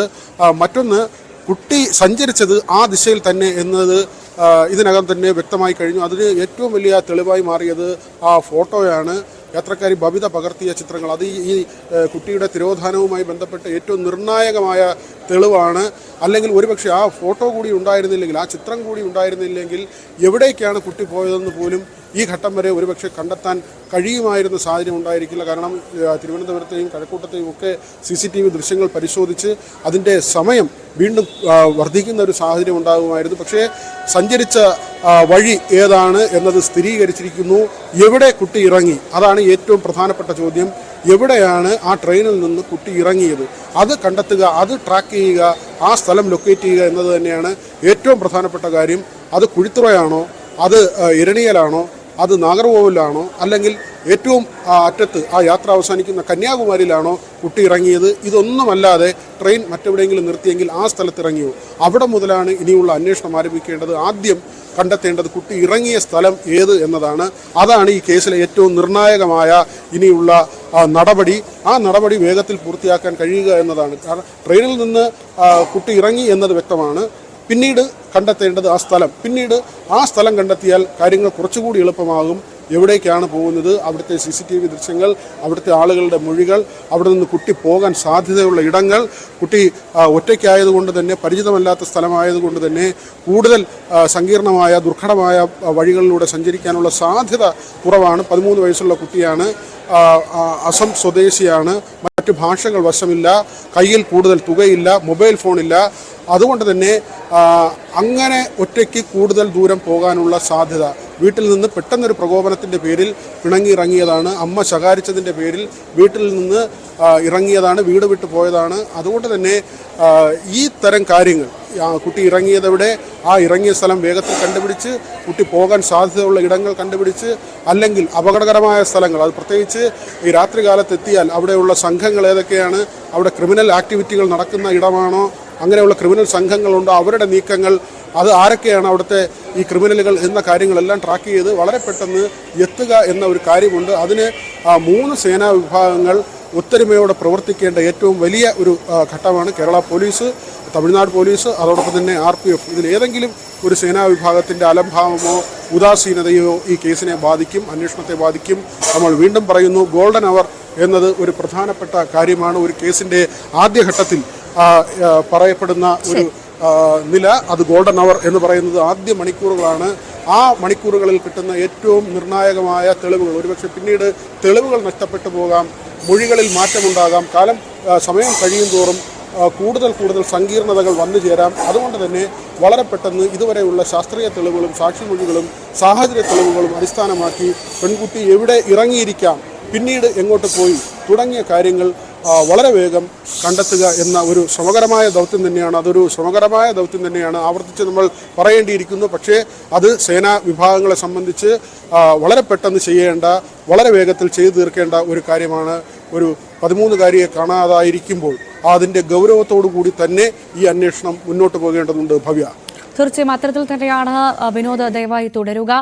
ഏറ്റവും പ്രധാനമായി വിനോദ് സൂചിപ്പിച്ചത് വളരെ പ്രധാനപ്പെട്ട കാര്യമാണ്. നമ്മളിപ്പോൾ കടന്നു പോകുന്നത് ഗോൾഡൻ ഹവേഴ്സിലൂടെയാണ്. ഈ പെൺകുട്ടിയെ സുരക്ഷിതയാക്കി നമുക്ക് തിരിച്ച് അവളുടെ മാതാപിതാക്കളുടെ കൈകളിലേക്ക് എത്തിക്കേണ്ടതുണ്ട്. അതിന് വരും മണിക്കൂറിൽ ഉള്ള അന്വേഷണം അത് വളരെ നിർണായകമാണ്. ഇനിയും സമയം വൈകിക്കൂടാ. അവൾ എവിടെയാണ് ഇറങ്ങിയത് എന്നുള്ളത് കണ്ടെത്തുക എന്നതാണ് ഏറ്റവും വെല്ലുവിളി നിറഞ്ഞ പ്രധാനപ്പെട്ട കാര്യം അന്വേഷണ സംഘത്തിന് മുൻപിലുള്ളത്. കാരണം അവൾ എവിടെയാണ് ഇറങ്ങിയത് എന്ന് മനസ്സിലാക്കിയാൽ മാത്രമേ പിന്നീട് അങ്ങോട്ട് ആ പെൺകുട്ടി എങ്ങോട്ടാണ് പോയത്, അവൾ എവിടെയാണ് ഇപ്പോൾ ഉള്ളതെന്ന് കണ്ടുപിടിക്കാൻ ഒരുപക്ഷെ CCTVയുടെ സഹായത്തോടു കൂടി വളരെ വേഗം അവളിലേക്ക് എത്താൻ, തസ്മിതിലേക്ക് എത്താൻ അന്വേഷണ ഉദ്യോഗസ്ഥർക്ക് സാധിക്കുകയുള്ളൂ. നേരത്തെ സൂചിപ്പിച്ചതുപോലെ തന്നെ അവൾക്ക് ഭാഷയെ അറിയില്ല. വെറും 13 വയസ്സ് മാത്രം പ്രായമുള്ള പെൺകുട്ടിയാണ്. സ്വാഭാവികമായും അവൾ ഇറങ്ങുന്ന സ്ഥലത്ത് അവൾക്ക് ആ നാട് പരിചയമില്ല, അവിടുത്തെ ആളുകളെ പരിചയമില്ല, അവിടുത്തെ സ്ഥലങ്ങൾ പരിചയമില്ല. അതുകൊണ്ട് തന്നെ അവളുടെ മുഖത്ത് ആ ഒരു ഭയമുണ്ടാകും, ആശങ്കയുണ്ടാകും, താൻ എന്ത് ചെയ്യണമെന്നുള്ളൊരു ആശങ്കയുണ്ടാകും. അവൾ ഒറ്റയ്ക്കാണ് എങ്കിൽ, അങ്ങനെയാണെങ്കിൽ സ്വാഭാവികമായും അവളെ കണ്ടെത്തുക അത് വളരെ പെട്ടെന്ന് സാധിക്കും. അവൾ എവിടെയാണ് ഇറങ്ങിയത് എന്ന് മനസ്സിലാക്കുകയാണെങ്കിൽ അതിനായിട്ടാണ് പോലീസ് വലിയ വെല്ലുവിളി ഇപ്പോൾ നേരിടുന്നത്. അപ്പോൾ പ്രിയപ്പെട്ട പ്രേക്ഷകരെ, നിങ്ങൾ സ്ക്രീനിൽ കാണുന്ന ഈ 2 നമ്പറിൽ എവിടെയെങ്കിലും തസ്മിതിനെ കുറിച്ച് എന്തെങ്കിലും സൂചനകൾ നിങ്ങൾക്ക് നൽകാൻ സാധിക്കുന്നുണ്ടെങ്കിൽ വളരെ വേഗം ആ നമ്പറിൽ അറിയിച്ച് കൃത്യമായി ഉദ്യോഗസ്ഥർക്ക് വിവരം കൈമാറുക. അങ്ങനെയാണെങ്കിൽ വളരെ വേഗം നമുക്ക് ആ പെൺകുട്ടിയിലേക്ക് എത്തും. കാരണം ഒരു ദിവസം പിന്നീടിരിക്കുന്നു നമ്മൾ തസ്മിത് എവിടെയെന്നുള്ള ചോദ്യം ആവർത്തിച്ചുകൊണ്ടിരിക്കുന്ന പെൺകുട്ടി എങ്ങോട്ടാണ് പോയതെന്ന് നമുക്ക് അറിയാൻ സാധിക്കുന്നില്ല. ഇത്ര മണിക്കൂറുകൾ പിന്നിട്ടിരിക്കുന്നു. അവൾക്ക് വിശക്കുന്നുണ്ടാകും. കുട്ടിയുടെ കൈകളിൽ ഭക്ഷണം വാങ്ങിക്കഴിക്കാനുള്ള പൈസയില്ല. അവൾക്ക് ഭാഷ അറിയില്ല. അപ്പോൾ വലിയ പ്രശ്നങ്ങളിലേക്ക് കടക്കാതെ ബുദ്ധിമുട്ടുണ്ടാവാതെ അവളെ വളരെ വേഗം സുരക്ഷിതയാക്കി നമുക്ക് തിരിച്ചെത്തിക്കണം. ഭക്ഷണം കഴിക്കാതെ എവിടെയെങ്കിലും കിടന്നുറങ്ങുന്നുണ്ടോ എന്ന് പോലും നമുക്ക് അറിയാൻ പറ്റാത്ത സാഹചര്യമാണ്. ബസ്സിൽ കയറി യാത്ര ചെയ്തു നമുക്കറിയില്ല. ഒരുപാട് ചോദ്യങ്ങൾ നമ്മുടെ മുൻപിലുണ്ട്. തസ്മിദിനെ കുറിച്ച് ഒരുപാട് സംശയങ്ങൾ സ്വാഭാവികമായും ആളുകൾക്കുണ്ടാകും. അപ്പോൾ എന്തെങ്കിലും ഒരു സൂചന നിങ്ങൾക്ക് ആർക്കെങ്കിലും ലഭിക്കുന്നുണ്ട് എങ്കിൽ, അറിഞ്ഞിട്ടുണ്ട് എങ്കിൽ വളരെ വേഗം അത് ഉദ്യോഗസ്ഥരെ അറിയിക്കുക. ഏറ്റവും പ്രധാനമായി ഇത് നമ്മളുടെ നാടല്ല, മറ്റൊരു സംസ്ഥാനത്ത് ആണ് ഈ കുട്ടി പോയിരിക്കുന്നതെങ്കിൽ അത് വലിയ വെല്ലുവിളികളിലേക്ക് കാര്യങ്ങൾ കടക്കും. കാരണം കേരളത്തിലാണെങ്കിൽ ഒരു പക്ഷേ എത്രയും പെട്ടെന്ന് ഏതൊരാളും ഈ വാർത്ത അറിയുന്ന ഏതൊരാളും ചുറ്റുമൊന്ന് നോക്കും ഇവിടെ എവിടെയെങ്കിലും തസ്മീദ് ഉണ്ടോ എന്ന്. പക്ഷേ ഇത് നമ്മുടെ നാടല്ല, മറ്റൊരു സ്ഥലത്തേക്കാണ് എന്ന് പറയുന്നു. കേരളത്തിന്റെ അതിർത്തി വിട്ടിട്ടുണ്ട് എങ്കിൽ സ്വാഭാവികമായും കണ്ടെത്തുക വലിയ സങ്കീർണമാണ്. പക്ഷേ അപ്പോഴും നമ്മുടെ ഉദ്യോഗസ്ഥർ, നമ്മുടെ സേനാ വിഭാഗങ്ങൾ വലിയ ജാഗ്രതയിലാണ്. അവർ വലിയ പരിശ്രമത്തിലാണ് തസ്മീദിനെ കണ്ടെത്താനായി. ഈ കേസുമായി ബന്ധപ്പെട്ട് ഏറ്റവും നിർണായകമായ വിവരം ഉദ്യോഗസ്ഥർക്ക് നൽകിയത് ബബിതയാണ്. ആ ട്രെയിനിലെ യാത്രക്കാരിയാണ്. ബബിത കൃത്യമായി പറയുന്നുണ്ട്. ബബിത നൽകിയ ഫോട്ടോയാണ് തസ്മീദിനെ കുറിച്ചുള്ള ഏറ്റവും പ്രധാന സൂചന ഉദ്യോഗസ്ഥർക്ക് നൽകിയത്. ഒരുപക്ഷെ ആ ഫോട്ടോ ഇല്ലായിരുന്നുവെങ്കിൽ, ബബിതയ്ക്കൊരു സംശയം തോന്നിയില്ലായിരുന്നുവെങ്കിൽ, ഫോട്ടോ എടുക്കാൻ തോന്നിയില്ലായിരുന്നുവെങ്കിൽ ഇപ്പോഴും നമ്മൾ തസ്മീദ് എങ്ങോട്ട് പോയി എന്ന് പോലും അറിയാതെ, അല്ലെങ്കിൽ ആ പെൺകുട്ടിക്ക് എന്ത് സംഭവിച്ചു എന്ന് പോലും അറിയാതെ കുഴങ്ങുമായിരുന്നു. അവിടെ നിന്ന് നമ്മളെ രക്ഷിച്ചത്, ഉദ്യോഗസ്ഥരെ രക്ഷിച്ചത് കൃത്യമായ ബബിതയ്ക്ക് തോന്നിയ ആ ഒരു സംശയമാണ്. ബബിതയുടെ വാക്കുകളിലേക്ക്. ഞങ്ങള് തമ്പാനൂരിൽ നിന്ന് ട്രെയിനിൽ കയറി നെയ്ത്തിങ്കരിയിൽ ഞാൻ ഇറങ്ങി. അപ്പൊ ഇതിന്റെ ഇടയിൽ ഈ കുട്ടി ഇരിക്കുന്ന ട്രെയിൻ ഇരിക്കുന്ന കണ്ടു, കരയുന്നുണ്ടായിരുന്നു. പിന്നെ അപ്പൊ എനിക്ക് എന്തോ ഒരു ഫോട്ടോ എടുത്ത് വെച്ചിരിക്കാമെന്ന് തോന്നി അങ്ങനെ വെച്ചിരുന്നതാണ്. വേഷധാരണം കണ്ടപ്പോ വീട്ടിൽ നിന്ന് ഇറങ്ങി വന്നത് പോലെ തോന്നി, അങ്ങനെ എടുത്തതോ. കരയുന്നുണ്ടായിരുന്നു, പക്ഷെ ധൈര്യം ഉണ്ടായിരുന്നു. അവളെ കാണുമ്പോ എനിക്ക് അങ്ങനെയാണ് തോന്നിയത്. ട്രെയിൻ ഇതിന് മുന്നേ ശീലിച്ചിട്ടുണ്ട്, സ്ഥിരം വന്നു പോകുന്ന പോലെ എനിക്ക് തോന്നി. പക്ഷെ വസ്ത്രധാരണം മാത്രം പെട്ടെന്നെന്തോ ഇറങ്ങി വന്നതുപോലെ തോന്നിയതേ ഉള്ളൂ. അല്ല, നല്ല ധൈര്യമുള്ളതായിട്ടാണ് എനിക്ക് തോന്നിയത്. കുറച്ചു നേരം കൂടെ കഴിഞ്ഞപ്പോ ഞാൻ കരുതിയില്ല ഇങ്ങനത്തെ ഒരു കുട്ടിയായിരിക്കും, സ്ഥിരം പോയി വരാറുള്ള ഒരു കുട്ടി എന്നാണ് ആദ്യം കരുതിയത്. ചിലപ്പോ വീട്ടിൽ നിന്നെല്ലാം പിണങ്ങി വന്നതായിരിക്കുമോ, അറിയാവുന്നവരെങ്കിലും വീട്ടിൽ പോകുന്നതായിരിക്കും, അങ്ങനെയാണ് എടുത്തത്. എനിക്കറിയത്തില്ല. ഞാൻ സംസാരിക്കാൻ ശ്രമിക്കുന്നില്ല. കുട്ടി അങ്ങനെ സംസാരിക്കാനൊന്നും തോന്നില്ല. ഞങ്ങൾ 3 പെൺകുട്ടികൾ ഇരുന്നിട്ട് പോലും ഞങ്ങൾക്കൊന്നും ചോദിക്കുകയോ അങ്ങനെയൊന്നും ചെയ്തില്ല. ഞങ്ങളുടെ മുഖത്തു കൂടി നേരെ നോക്കിയില്ല, അങ്ങനെ ദൂരെ നോക്കി ഇരിക്കുകയായിരുന്നു ചെയ്തിരുന്നത്. ഞാൻ ആദ്യം ഒരു സീറ്റ് ഇരുന്നിട്ട് പിന്നെ ഞാൻ വന്നപ്പോൾ ഞാൻ ഇവിടെ ഇരുന്നതാണ്. പിന്നെ വന്നു അപ്പോ അവൾ അവിടെ ഇരിക്കുന്ന കണ്ടു. കൂടെ ഇരുന്ന ഫ്രണ്ടാണ് പിന്നെ പറഞ്ഞത് അവൾ അവിടെ നിന്നാണ് കയറിയത്, നമ്മുടെ കൂടെ കയറിയ കുട്ടിയാണെന്നാണ് അവള് പറഞ്ഞത്. 40 രൂപ അവളുടെ കയ്യിലുണ്ടായിരുന്നു, അത് ഞാൻ ശ്രദ്ധിച്ചു. ഒരു ടിക്കറ്റ് കൂടെ കയ്യിലുണ്ടായിരുന്നു, ബസ്സിന്റെ ടിക്കറ്റ് ആണെന്നാണ് തോന്നുന്നത്. ഒരു പേപ്പർ കൊണ്ടും പിന്നെ ഒരു 40 രൂപ നല്ല ചുരുട്ടി കയ്യിൽ വെച്ചിരിക്കുകയായിരുന്നു പൈസ. അത് ആ ഫോട്ടോയിലുണ്ട് കറക്റ്റ് ആയിട്ട്. ബാഗ് കയ്യിലുണ്ടായിരുന്നു, പൊടിയൊക്കെ ആയിരുന്നു ബാഗ്. എവിടെയോ വീണിട്ട് എഴുന്നേറ്റ പോലെ ബാഗ് മൊത്തം പൊടിയായിരുന്നു. നോർമലി എക്സ്പ്രസ് വരുന്നത് 12:30-ക്കാണ്. പക്ഷെ അന്ന് വന്നപ്പോ ഒരുപാട് ലേറ്റ് ആയി. ഒരു മണിയായി തമ്പാനൂർ എത്തിയപ്പോ തന്നെ. പിന്നെ ഒരു 1:30-ക്കിടയിൽ ട്രെയിൻ എടുത്ത് ഞാൻ ഏറ്റിങ്ങി ഇറങ്ങുകയും ചെയ്തു. ഇതിനിടയിലായിരുന്നു കണ്ടത് സംഭവം. ഇവിടെ നല്ല കാറ്റായിരുന്നു. അപ്പൊ ഞാനൊന്ന് ഉറക്കത്തിൽ നിന്ന് എഴുന്നേറ്റ് യൂട്യൂബിൽ നോക്കിയപ്പോ ലൈവ് കണ്ടോണ്ടിരുന്നപ്പോ ഇങ്ങനെ ഒരു കുട്ടിയെ കാണാനില്ല. അപ്പൊ എനിക്ക് തോന്നി എന്റെ കയ്യിലിരുന്ന കുട്ടിയല്ലേ. അങ്ങനെ ഞാൻ വിളിച്ചതാണ് പോലീസിനെ. രണ്ടാം അമ്മയിൽ നിന്ന് നേരിടേണ്ടി വന്ന ക്രൂരത, മർദ്ദനത്തെ തുടർന്നാണ് 13 വയസ്സുകാരി വീട് വിട്ടതെന്ന് അയൽവാസിയുടെ വെളിപ്പെടുത്തൽ. ഇക്കാര്യം അന്വേഷണ ഉദ്യോഗസ്ഥരെയും അവർ അറിയിച്ചിട്ടുണ്ട്. അൻവർ ഹുസൈന്റെ ആദ്യ ഭാര്യയിലുണ്ടായ മക്കളാണ് വാഹിദും കാണാതായ തസ്മിദ് തംസവും. തുടർച്ചയായി വീട്ടിൽ നിന്ന് കുട്ടിയുടെ കരച്ചിൽ കേൾക്കാറുണ്ടെന്ന് അയൽവാസി ന്യൂസ് 18നോട് പ്രതികരിച്ചു. ഇപ്പോൾ ഈ അയൽവാസിയായിട്ടുള്ള ഒരാൾ എന്നോടൊപ്പം ചേരുന്നു. താങ്കളുടെ പേര്? അനീഷ്. നിങ്ങൾ എത്ര നാളായി ഇവിടെ? 1.5 വർഷമായി. 1.5 വർഷമായി. ഇവരെ കാണാൻ തുടങ്ങിയിട്ട് ഏകദേശം 1.5 ആയിട്ടുള്ളൂ. ഇവരുടെ ഒരു സാഹചര്യം എങ്ങനെയാണ്? നിങ്ങൾ ഇവരുടെ സാഹചര്യം കാരണം 1.5 ആഴ്ച കൊണ്ട് ഇവർ കുട്ടികളെ മാത്രമേ പുറത്തോട്ട് ഇറങ്ങാറുള്ളൂ. ഈ കാണാതായ കുട്ടികളും ഇതിന്റെ താഴെ വേറെ 2 കുട്ടികളുണ്ട്. ഇവർ റോട്ടിൽ കൂടെ അങ്ങോട്ടും ഇങ്ങോട്ടും ഓടുകയും അങ്ങോട്ടും ഇങ്ങോട്ട് പോവുകയും ചെയ്യും. ഈ കാണാതായ കുട്ടി അങ്ങനെ പുറത്തോട്ട് അധികം വരാറുള്ളായിരുന്നു? വരാറുണ്ട്. ഈ കുട്ടിയുടെ തന്നെ അമ്മയാണോ? അങ്ങനെ എന്തെങ്കിലും സൂചനകൾ റൂമർ കേൾക്കുന്നുണ്ട്. കാരണം ഇത് അദ്ദേഹത്തിന്റെ 2ാം ഭാര്യ എന്നാണ് കേൾക്കുന്നത്. കാരണം ആദ്യ ഭാര്യയിലെ കൊച്ചാണ് ഇപ്പൊ മിസ്സായിട്ടുള്ളത്. അതുപോലെ സഹോദരൻ എന്ന് പറഞ്ഞില്ലേ, അത് ആദ്യ ഭാര്യയിലുള്ള. അവർ 2 പേരാണ് ആദ്യ ഭാര്യയിലുള്ളത്. ഇത് 2ാമത്തെ ഭാര്യ. അതായത് ഈ കുട്ടിയുടെ 2ാം അമ്മയാണ് ഈ അൻവർ ഹുസൈനുള്ള ഇപ്പം ഉള്ളത്. അതെ. ഈ കുഞ്ഞ് ഏതെങ്കിലും തരത്തിൽ മർദ്ദനമല്ലോ അങ്ങനെ എന്തെങ്കിലും? തീർച്ചയായിട്ടും. കാരണം എന്റെ തൊട്ട അയൽവാസിയുണ്ട്, അദ്ദേഹത്തിന്റെ പേര് ഞാൻ മറന്നു. കാരണം അദ്ദേഹം പറഞ്ഞു, കാരണം ഭയങ്കര കരച്ചിലായിരുന്നു അടി കൊടുത്തിട്ട്. കാരണം അതായത് ഇത് ഇപ്പൊ നിലവിലുള്ള ഭാര്യയുടെ 2 മക്കളുണ്ട്, ചെറിയ മക്കളുണ്ട്. ഈ ചെറിയ മക്കളും ഇപ്പൊ മിസ്സായ കുട്ടിയായിട്ട് വഴക്കുണ്ടായി. ഈ വലിയ ഇപ്പൊ മിസ്സായ കുട്ടി ഈ താഴത്തെ കുട്ടിയെ അടിച്ചു. അതിന്റെ ദേഷ്യത്തിലാണ് ഈ തള്ള വന്ന് ഈ മൂത്ത കുട്ടിയെ അടിച്ചതും അത് ഇറങ്ങിപ്പോകാൻ കാരണം. അല്ലാതെ മർദ്ദിച്ചിട്ടുണ്ട്, നല്ല രീതിയിൽ മർദ്ദിച്ചെന്നാണ് അയൽവാസി പറഞ്ഞത്. നമ്മൾ കണ്ടില്ല, പക്ഷെ നല്ല രീതിയിൽ മർദ്ദിച്ചെന്നാണ്. കാരണം അത്രത്തോളം വിളി അങ്ങോട്ട് കേട്ടെന്നാണ് പറയുന്നത്. ഭയങ്കര തൊട്ട അയൽവാസിയുണ്ട്. അത്രയും കരച്ചിൽ കേട്ടു. അത്രയും കരച്ചിൽ കേട്ടു. അപ്പോൾ ഇങ്ങനെ ഒരു വിവരമാണ് ഇപ്പോൾ പുറത്തു വരുന്നത്. ഒരുപക്ഷേ നമ്മൾ ഇതുവരെ കരുതിയിരുന്ന പോലെയല്ല സാഹചര്യങ്ങൾ. ആ കുടുംബവുമായി ബന്ധപ്പെട്ട പോലീസ് ഇങ്ങനെ അന്വേഷണം വിശദമായ തരത്തിലേക്ക് നടത്താനിടയായ സാഹചര്യവും അത് തന്നെയായിരിക്കും.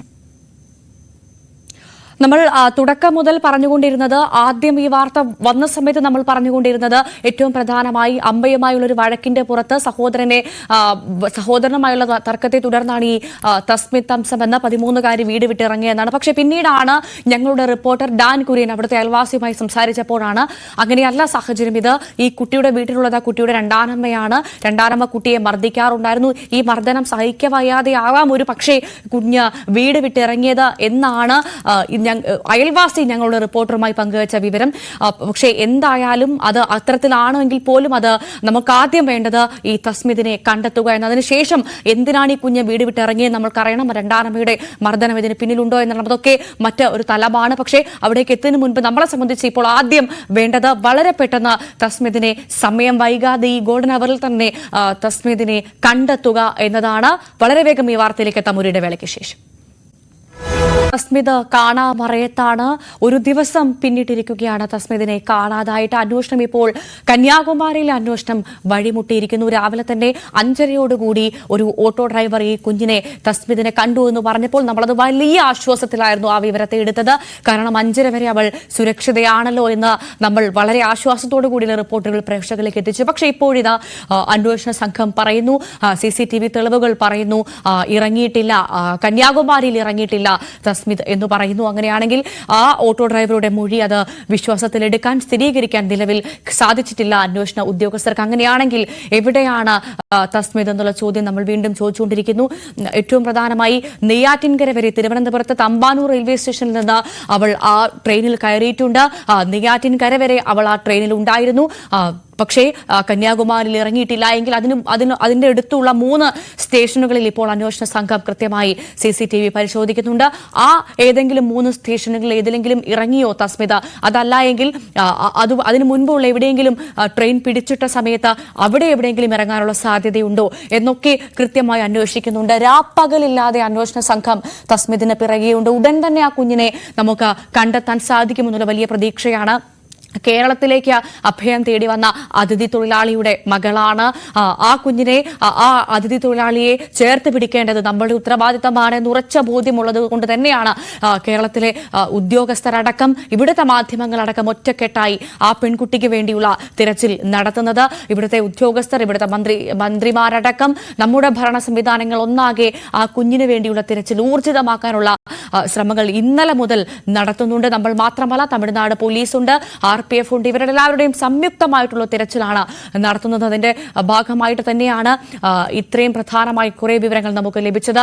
ഏറ്റവും പ്രധാനമായി നമ്മൾ എടുത്തു പറയേണ്ടത്, ഈ പെൺകുട്ടി ട്രെയിനിൽ സഞ്ചരിച്ചു എന്നതിന് കൃത്യമായ തെളിവ് നമ്മളുടെ കൈകളിലുണ്ട്. ആ ഫോട്ടോ തന്നെയാണ് ഏറ്റവും അടിസ്ഥാനമായ തെളിവ്. അവൾ ആ ട്രെയിനിലുണ്ടായിരുന്നു. 40 രൂപയും ഒരു മുഷിഞ്ഞ ബാഗും മാത്രമേ അവളുടെ കയ്യിലുണ്ടായിരുന്നു എന്നുള്ള നമ്മൾ കണ്ടതാണ്.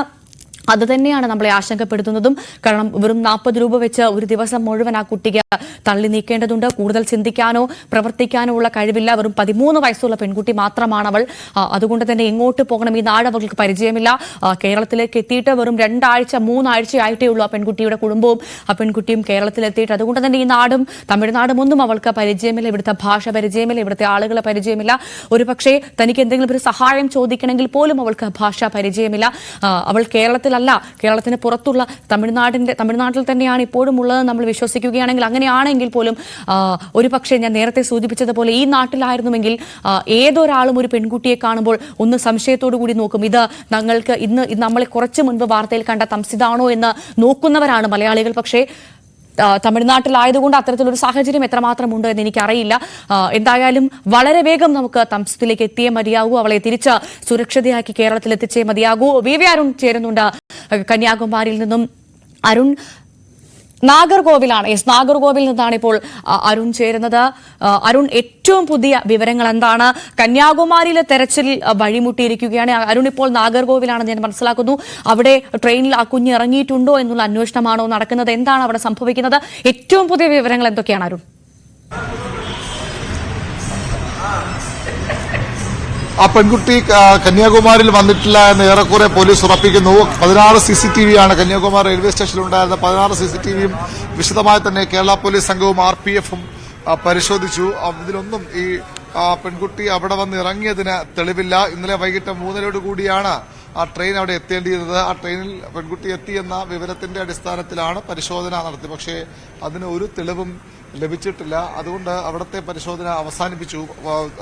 കഴക്കൂട്ടം SIയുടെ നേതൃത്വത്തിലുള്ള പോലീസ് ഉദ്യോഗസ്ഥർ അവിടെ തുടരുന്നുണ്ട്. പക്ഷേ അവിടെ ഇനി പരിശോധിക്കാൻ ഒന്നുമില്ല. ഒരു ഓട്ടോ ഡ്രൈവറുടെ മൊഴി മാത്രമായിരുന്നു ആകെ പെൺകുട്ടി അവിടെ എത്തി എന്നുള്ളതിനെ ഒരു സാക്ഷി ആയി ഉണ്ടായിരുന്നത്. പക്ഷെ അത് ആ മൊഴി വിശ്വസിക്കുന്നില്ല പോലീസ്. അത് പൂർണ്ണമായും കളവാണ്. ആ ഓട്ടോ ഡ്രൈവറുടെ വിശ്വാസത്തിൽ പോലീസിന് മാത്രമല്ല നാട്ടുകാർ പോലും സംശയം പ്രകടിപ്പിച്ചതുകൊണ്ട് തന്നെ അവർ അവിടെയുള്ള ദൌത്യം കൊണ്ട് കാര്യമില്ല എന്ന് മനസ്സിലാക്കുകയായിരുന്നു. അങ്ങനെയെങ്കിൽ പാറശാല വരെ പെൺകുട്ടി ട്രെയിനിലുണ്ടായിരുന്നതായി സ്ഥിരീകരണമുണ്ട്. ബബിത എന്ന വിദ്യാർത്ഥിയാണ് നെയ്യാറ്റിൻകര വെച്ച് പെൺകുട്ടിയുടെ ഫോട്ടോ എടുത്തത്. അതിനുശേഷം പാറശാല വരെ ഉണ്ടായിരുന്നുവെന്ന് ബബിതയ്ക്കൊപ്പം യാത്ര ചെയ്യുന്നവർ അവരോട് പറഞ്ഞിരുന്നു. അതുകൊണ്ട് തന്നെ പാറശാലയിൽ ട്രെയിൻ ഇറങ്ങിയിട്ടില്ല എന്ന് ഉറപ്പിക്കുന്നു. അങ്ങനെയെങ്കിൽ അതിനുശേഷമുള്ള സ്റ്റേഷനുകൾ കുഴുത്തുറയും ഇരണിയിലും ഒക്കെയാകും ഇറങ്ങാൻ സാധ്യതയുള്ളത്. അല്ലെങ്കിൽ നാഗർകോവിൽ. കുഴുത്തുറ പരിശോധന നേരത്തെ തന്നെ കഴിഞ്ഞിരുന്നു. കുഴുത്തുറ ഇറങ്ങിയിട്ടില്ല എന്ന നിഗമനത്തിലാണ് പോലീസ്. അങ്ങനെയെങ്കിൽ ഒരുപക്ഷെ ഇരണിയിൽ പരിശോധന നടത്തും. അതിനുശേഷം നാഗർകോവിലാണ് പ്രധാനപ്പെട്ട ഒരു വലിയ സ്റ്റേഷൻ. ഒരുപക്ഷെ പെൺകുട്ടി ഇവിടെ ഇറങ്ങിയിരിക്കാം എന്ന ഒരു നിഗമനത്തിലാണ് പോലീസ് ഉള്ളത്. അല്ലെങ്കിൽ CCTV ഒന്നും പെടാതെ പോകാനുള്ള സാധ്യത കാണുന്നില്ല. അതുകൊണ്ട് തന്നെ സ്വാഭാവികമായും പരിശോധന ഇവിടേക്കാണ് അന്വേഷണ സംഘം വരുന്നത്. കൂടുതൽ ഉദ്യോഗസ്ഥർ ഇവിടേക്ക് എത്തുമെന്നാണ് അന്വേഷണ സംഘം പറയുന്നത്. മാത്രമല്ല ഈ RPFന്റെ ഭാഗത്തുനിന്ന് കാര്യമായ സഹകരണം ഈ അന്വേഷണത്തിൽ ഉണ്ടാകുന്നില്ല. പോലീസ് സംഘം വന്ന് പരിശോധിച്ചാൽ മാത്രമേ CCTV അവർ വന്ന ശേഷം മാത്രമേ CCTV പരിശോധിക്കാൻ RPF തയ്യാറാകുന്നുള്ളൂ. അതാണ് ഈ അന്വേഷണ സംഘം നേരിടുന്ന ഒരു പ്രധാനപ്പെട്ട വെല്ലുവിളി. ഏതായാലും തിരുവനന്തപുരത്ത് നിന്നുള്ള ഒരു സംഘമാണ് ഇപ്പോൾ ഇവിടേക്ക് അല്പസമയത്തിനകം എത്തുമെന്ന് പ്രതീക്ഷിക്കപ്പെടുന്നു. അവർ ഇവിടെ വന്ന് പരിശോധന നടത്തും. അതിൽ ഏതെങ്കിലും തരത്തിലുള്ള വിവരം ലഭിക്കുമെന്ന പ്രതീക്ഷയാണ് ഇപ്പോൾ ഉള്ളത്. ഇത്രയും നേരം ഒട്ടും പ്രതീക്ഷയില്ലാത്ത അവസ്ഥയിലാണ് കാര്യങ്ങൾ പോകുന്നത്. ഈ ചില മൊഴികൾക്ക് അപ്പുറത്തേക്ക് എന്താണ് സംഭവിച്ചെന്ന കാര്യത്തിൽ വ്യക്തതയില്ല. ഇത്ര മണിക്കൂറുകൾ പിന്നിടുന്നു. 13 വയസ്സുള്ള പെൺകുട്ടിയാണ്. ഭാഷ അറിയാത്ത പെൺകുട്ടിയാണ്. ഏതാനും ആഴ്ചകൾ മാത്രമാണ് കേരളത്തിൽ അവർക്ക് പരിചയമുള്ളത്. അതും ആസാമിൽ നിന്ന് വന്ന് ഇത്ര ദിവസങ്ങൾ മാത്രമേ, ആഴ്ചകൾ മാത്രമേ ആകുന്നുള്ളൂ. അതുകൊണ്ട് തന്നെ വലിയ പ്രശ്നങ്ങൾ ആ രീതിയിലുമുണ്ട്. ഭാഷാപരമായ പ്രശ്നങ്ങളുമുണ്ട്. അതുകൊണ്ട് തന്നെ എന്താണ് കുട്ടിക്ക് സംഭവിച്ചത്? എവിടെയാണ് കുട്ടി? മറ്റാരുടെയെങ്കിലും സഹായം കുട്ടിക്ക് എപ്പോഴെങ്കിലും ഈ യാത്രയിൽ എവിടെയെങ്കിലും വെച്ച് ആരെങ്കിലും പെൺകുട്ടിയെ സഹായിക്കാമെന്ന് പറഞ്ഞിട്ടുണ്ടോ? അല്ലെങ്കിൽ അത്തരത്തിൽ പെൺകുട്ടിയെ അങ്ങനെ ഏതെങ്കിലും തരത്തിൽ സ്ഥലത്ത് നിന്ന് മാറ്റിയിട്ടുണ്ടോ എന്ന കാര്യമൊക്കെ ഇപ്പോൾ സ്വാഭാവികമായും സംശയങ്ങൾ ഉയരുന്നുണ്ട്. അവളുടെ കയ്യിൽ എത്ര പണമുണ്ടായിരുന്നു എന്ന കാര്യത്തിൽ വ്യക്തതയില്ല. ആഹാരം കഴിച്ചു എന്ന കാര്യത്തിൽ വ്യക്തതയില്ല. 13 വയസ്സുള്ള പെൺകുട്ടിയാണ്. അപകടത്തിൽപ്പെടാനുള്ള സാധ്യതകൾ വളരെ കൂടുതലാണ്. നമുക്കറിയാം, പ്രത്യേകിച്ച് ഒറ്റയ്ക്കൊക്കെ യാത്ര ചെയ്യുമ്പോൾ ഉണ്ടാകാവുന്ന അപകടങ്ങളുണ്ട്. അത്തരം വലിയ ആശങ്കകൾ സ്വാഭാവികമായും ഉണ്ട്. ഏതായാലും ഇപ്പോഴും അന്വേഷണം തുടരുകയാണ്. നാഗർകോവിലെ CCTV ദൃശ്യങ്ങളുടെ പരിശോധന വളരെ പ്രധാനപ്പെട്ടതാണ്. ഇരണിയിലും ഇല്ലെങ്കിൽ നമുക്ക് ലഭിക്കുന്ന സൂചന അനുസരിച്ച് കൊഴുത്തുറ നേരെ എവിടേക്ക് എത്തുമെന്നാണ് മനസ്സിലാകുന്നത്. ഒരുപക്ഷെ ഇരണിയിലും പരിശോധന ഉണ്ടാകാം. ആ പരിശോധന കൂടി വളരെ പ്രധാനപ്പെട്ടതാണ്. അതിനുശേഷം അവിടെയും ഇല്ലെങ്കിൽ നാഗർകോവിൽ തന്നെയാണ്. അതാണ് സാഹചര്യം. ഇപ്പോൾ പരിശോധന തുടരുകയാണ്. നാഗർകോവിലടക്കം പരിശോധന തുടരുന്നു എന്നാണ് മനസ്സിലാക്കുന്നത്. നാഗർകോവിലെ CCTV കേന്ദ്രീകരിച്ചുള്ള പരിശോധനയാണ് നടക്കുന്നത്. ഇതുവരെ നിലവിൽ ഒരു വിവരവും ലഭിച്ചിട്ടില്ല തസ്മിത് എവിടെയെന്നുള്ള ചോദ്യത്തിന് എന്നാണ് മനസ്സിലാക്കുന്നത്. അന്വേഷണ സംഘം വളരെ കൃത്യമായി അന്വേഷിക്കുന്നുണ്ട്. അത് പറയാതിരിക്കാൻ സാധിക്കുന്നില്ല. സാധ്യമായ എല്ലാ തരത്തിലും അവർ അന്വേഷിക്കുന്നുണ്ട് തസ്മിതിന് വേണ്ടി. മാധ്യമങ്ങളടക്കം കൃത്യമായി തസ്മിത്തിന്റെ വാർത്ത പ്രേക്ഷകരിലേക്ക് എത്തിക്കുന്നു. ഏതെങ്കിലും ഒരു സാഹചര്യത്തിൽ ആർക്കെങ്കിലും തസ്മിദിനെ കുറിച്ച് ഒരു വിവരം നൽകാൻ സാധിക്കുകയാണെങ്കിൽ അത് ലഭിക്കട്ടെ എന്ന തരത്തിലടക്കമുള്ള റിപ്പോർട്ടുകൾ മാധ്യമങ്ങളും നൽകുന്നുണ്ട്. കൃത്യമായി തസ്മിദിനെ സുരക്ഷിതയാക്കി നമുക്ക് തിരിച്ച് എത്തിക്കണം. കാരണം അത്രമാത്രം നമ്മൾ ആത്മാർത്ഥമായി ആഗ്രഹിക്കുന്നുണ്ട് ആ കുഞ്ഞ് സുരക്ഷിതയാവാൻ. ഒരുപാട് ചോദ്യങ്ങൾ നമുക്ക് മുൻപിലുണ്ട്. ആ കുഞ്ഞ് സുരക്ഷിതയല്ലേ? അവൾ ഭക്ഷണം കഴിച്ചിട്ടുണ്ടാകുമോ? അവൾ ആരോഗ്യവതിയായിരിക്കുമോ? അവൾ ഒറ്റയ്ക്കാണ് എന്നുള്ള ഒരുപാട് ആശങ്കകളും നമുക്കുണ്ട്. അരുൺ സൂചിപ്പിച്ചതുപോലെ തന്നെ 13 വയസ്സുള്ള പെൺകുട്ടിയാണ്. അവൾ ഒറ്റയ്ക്ക് യാത്ര ചെയ്യുമ്പോൾ ഉണ്ടാകുന്ന ഒരുപാട് അപകടങ്ങളുണ്ട്. അത്തരത്തിൽ അപകടങ്ങളൊന്നും ഉണ്ടാവാതെ അവൾ അതിൽ നിന്നൊക്കെ സുരക്ഷിതയാവട്ടെ. സുരക്ഷിതയായി വളരെ വേഗം അവൾക്ക് തിരിച്ച് നമ്മുടെ നാട്ടിലേക്ക് എത്താൻ സാധിക്കട്ടെ. അവളുടെ മാതാപിതാക്കളുടെ കൈകളിലേക്ക് എത്താൻ സാധിക്കട്ടെ എന്ന് പറയുന്നു. ഇനി വരുന്ന ബുള്ളറ്റിൻ അടുത്ത വാർത്ത വായിക്കുമ്പോൾ നമുക്ക് സന്തോഷത്തോടു കൂടി ആ കുഞ്ഞിനെ തിരിച്ച് ലഭിച്ചു എന്ന് പറയാനും കൂടെ സാധിക്കട്ടെ. ഇനി സ്പോട്ട് ലൈവ്. വായ്പാക്കെണിയിൽ കുടുങ്ങിപ്പൊലിയുന്ന ജീവിതങ്ങൾ നമ്മുടെ നാട്ടിൽ തുടർക്കഥയാവുകയാണോ? എറണാകുളം വേങ്ങൂരിൽ ഓൺലൈൻ വായ്പാ സംഘത്തിന്റെ ഭീഷണിയെ തുടർന്ന് യുവതി ആത്മഹത്യ ചെയ്തു. വേങ്ങൂർ എടപ്പാറ സ്വദേശിനി ആരതിയെ കിടപ്പുമുറിയിൽ തൂങ്ങി മരിച്ച നിലയിൽ കണ്ടെത്തുകയായിരുന്നു. ആതിരയുടെ ഫോണിൽ നിന്നും ലോൺ ആപ്പ് മെസ്സേജുകൾ പോലീസ് കണ്ടെത്തി. നഗ്നചിത്രങ്ങൾ പ്രദർശിപ്പിക്കും എന്നായിരുന്നു ഭീഷണി. പെട്ടെന്നുള്ളൊരു മാനസിക വിദ്വേഷത്തിൽ ചേട്ടന്റെ ഫോണിലേക്ക് ഇതുപോലെ നഗ്നചിത്രങ്ങൾ മോർഫ് ചെയ്ത് അയക്കുക എന്നുള്ള രീതിയിൽ അയച്ചിട്ടുണ്ട്. അപ്പൊ അങ്ങനെയുള്ള കുറെ പ്രശ്നങ്ങൾ കാരണമാണ് ഇത് ചെയ്തതെന്നാണുള്ള നമ്മുടെ വിശ്വാസം. ബാങ്കിൽ കിടന്ന കുറച്ച് തുക ഉണ്ടായിരുന്നു. അതുകൂടാതെ കുറെ ആളുകളിൽ നിന്ന് ഇത് ചെയ്ത പൈസകളെല്ലാം ട്രാൻസ്ഫർ ചെയ്തിട്ടുണ്ട്. എത്രയാണെന്ന് നമുക്ക് കറക്റ്റായിട്ട് അറിയില്ല. ഇപ്പൊ എന്ന് പറഞ്ഞാൽ ഒരുപാട് പേര് പുറത്തു പറയാൻ പഠിക്കുന്നുണ്ടാവും. എന്നിരുന്നാലും എത്രയാണെന്ന് അറിയില്ല. എന്താ നമുക്ക് ചെയ്യണേന്ന് അറിയില്ല. എന്തായാലും ഇതെല്ലാവരും കണ്ടും ഇതുപോലെ ഒരു ഓൺലൈൻ തട്ടിപ്പിൽ ആരും ബന്ധപ്പെടാതിരിക്കാൻ നമ്മൾ പരമാവധി ശ്രമിക്കുക. എല്ലാവരും ഇതൊരു അനുഭവം തന്നെ എല്ലാവർക്കും ഒരു പാടാവട്ടെ എന്ന് നമ്മൾ വിചാരിക്കുന്നത്. നവമി ദിനേശ് ചേരുന്നുണ്ട് കൂടുതൽ വിവരങ്ങളുമായി. നവമി, ഇത്തരം സംഭവങ്ങൾ നമ്മുടെ നാട്ടിൽ ആവർത്തിച്ചുകൊണ്ടിരിക്കുകയാണ്. ഇത്തരം ദുരന്തങ്ങൾ ആവർത്തിച്ചിട്ട് പോലും പഠിക്കുന്നില്ല മലയാളികൾ എന്ന് ഈ സംഭവം, ഈ ദാരുണമായ സംഭവം, അങ്ങനെ തന്നെ പറയേണ്ട സാഹചര്യം, ഈ ദാരുണമായ സംഭവം വീണ്ടും നമ്മളെ ഓർമ്മിപ്പിക്കുകയാണ്. അത്രമാത്രം ഈ വായ്പാക്കെണിയിൽ, പ്രത്യേകിച്ചും ഓൺലൈൻ വായ്പാക്കെണിയിൽ കുടുങ്ങി പൊലിയുന്ന ജീവിതങ്ങൾ അങ്ങനെ കൂടുകയാണ് നമ്മുടെ നാട്ടിലല്ലേ? എന്താണ് സംഭവിക്കുന്നത് നവമി? 6 മാസം മുമ്പാണ് എറണാകുളം കടമക്കുടിയിൽ സമാനമായ രീതിയിൽ ഓൺലൈനിൽ ലോൺ എടുത്തതിന് ശേഷം പിന്നീട് നഗ്നചിത്രം പ്രചരിപ്പിച്ചതിനെ തുടർന്ന് ഒരു കുടുംബം തന്നെ ആത്മഹത്യ ചെയ്തത്. ഭാര്യയും അച്ഛനും അമ്മയും 2 മക്കളും, അങ്ങനെ 4 പേരടങ്ങുന്ന കുടുംബം 6 മാസം മുൻപ് ആത്മഹത്യ ചെയ്ത വാർത്ത മാധ്യമങ്ങളിലടക്കം വന്നിരുന്നു. അതിനുശേഷം പല വിദഗ്ധരും ആവർത്തിച്ച് പറയുന്ന ഒരു കാര്യം, ഇത്തരത്തിൽ നിങ്ങൾ ഓൺലൈൻ വായ്പയുടെ പിന്നാലെ പോകരുത്, അതിന് പിന്നിൽ ഒളിഞ്ഞിരിക്കുന്നത് വലിയ ദുരന്തമാണ്, ചതിക്കുഴികളാണെന്ന് പലതവണ ആവർത്തിച്ചിട്ടും വീണ്ടും ഇത് തന്നെയാണ് ആവർത്തിക്കുന്നത്. ഇന്നലെ ഉച്ചയ്ക്ക് ശേഷമാണ് ഇത്തരത്തിൽ ആരതിയെ വീട്ടിനുള്ളിൽ തൂങ്ങി മരിച്ച നിലയിൽ കണ്ടെത്തിയത്. പിന്നീടുള്ള അന്വേഷണത്തിലാണ് ഓൺലൈൻ വായ്പ എടുത്തു, പലതവണയായി ഈ എടുത്ത പണം തിരികെ അടച്ചു. പക്ഷെ വീണ്ടും അവർ കാശ് ചോദിച്ചതിനെ തുടർന്ന് ആരതിക്കും ആരതിയുടെ വിദേശത്തുള്ള ഭർത്താവ് അനീഷിനും ഇവർ ആരതിയുടെ മോർഫ് ചെയ്ത ചിത്രം അയച്ചു കൊടുത്തു, ഭർത്താവിനും അയച്ചു കൊടുത്തു. ഇതിനുശേഷം ഭർത്താവ് ആരതിയുമായി ബന്ധപ്പെട്ടിരുന്നുവെങ്കിലും ആരതിയുടെ ഫോൺ കിട്ടുന്നുണ്ടായിരുന്നില്ല. പിന്നീട് കുടുംബത്തെ അറിയിച്ചതിന് ശേഷം മാതാപിതാക്കളോട് ആരതിയെ തന്നെ വിളിക്കണമെന്ന് ആവശ്യപ്പെട്ടതിനെ തുടർന്ന് മാതാപിതാക്കൾ എത്തി ആരതിയുടെ മുറിയിൽ പരിശോധിച്ചപ്പോഴാണ് ആരതിയെ തൂങ്ങി മരിച്ച നിലയിൽ കണ്ടെത്തിയത്. പിന്നീട് പോലീസ് എത്തുകയും പിന്നീട് നടത്തിയ വിശദമായ പരിശോധനയിലാണ് ഓൺലൈനിൽ നിന്നും വായ്പ എടുത്തതിനെ തുടർന്നാണ് ആരതി ആത്മഹത്യ ചെയ്തതെന്ന് മനസ്സിലായത്. ഇതിന് തുടക്കം ആരതി ഈ വിവാഹശേഷം, അതായത് കുട്ടികളായതിനു ശേഷം ആരതി ജോലിക്ക് പോയിരുന്നില്ല. അതിനു മുൻപ് ഒരു സ്വകാര്യ കമ്പനിയിൽ ജോലി ചെയ്തിരുന്ന യുവതിയാണ്. ഈ ജോലി ഉപേക്ഷിച്ചതിന് ശേഷം ആരതി വീട്ടിലിരുന്നു കൊണ്ട് തന്നെ പണം ലഭിക്കുന്ന രീതിയിൽ ഒരു ജോലി തരപ്പെടുത്തി. അതായിരുന്നു ഈ ഓൺലൈൻ ഗെയിമിംഗ്. തുടക്ക സമയത്ത് ആരതിക്ക് 3000, 2000 രൂപയൊക്കെ അക്കൗണ്ടിലേക്ക് വരുമായിരുന്നു. ഇത് പിന്നീട് സ്ഥിരമായപ്പോഴാണ് സേവിങ്സ് അക്കൗണ്ടിലെ, അതായത് ആരതിയുടെയും ഭർത്താവിന്റെയും സേവിങ്സ് അക്കൗണ്ടിലെ പണമടക്കം ഈ ഗെയിമിനായി ആരതി ഉപയോഗിച്ചു.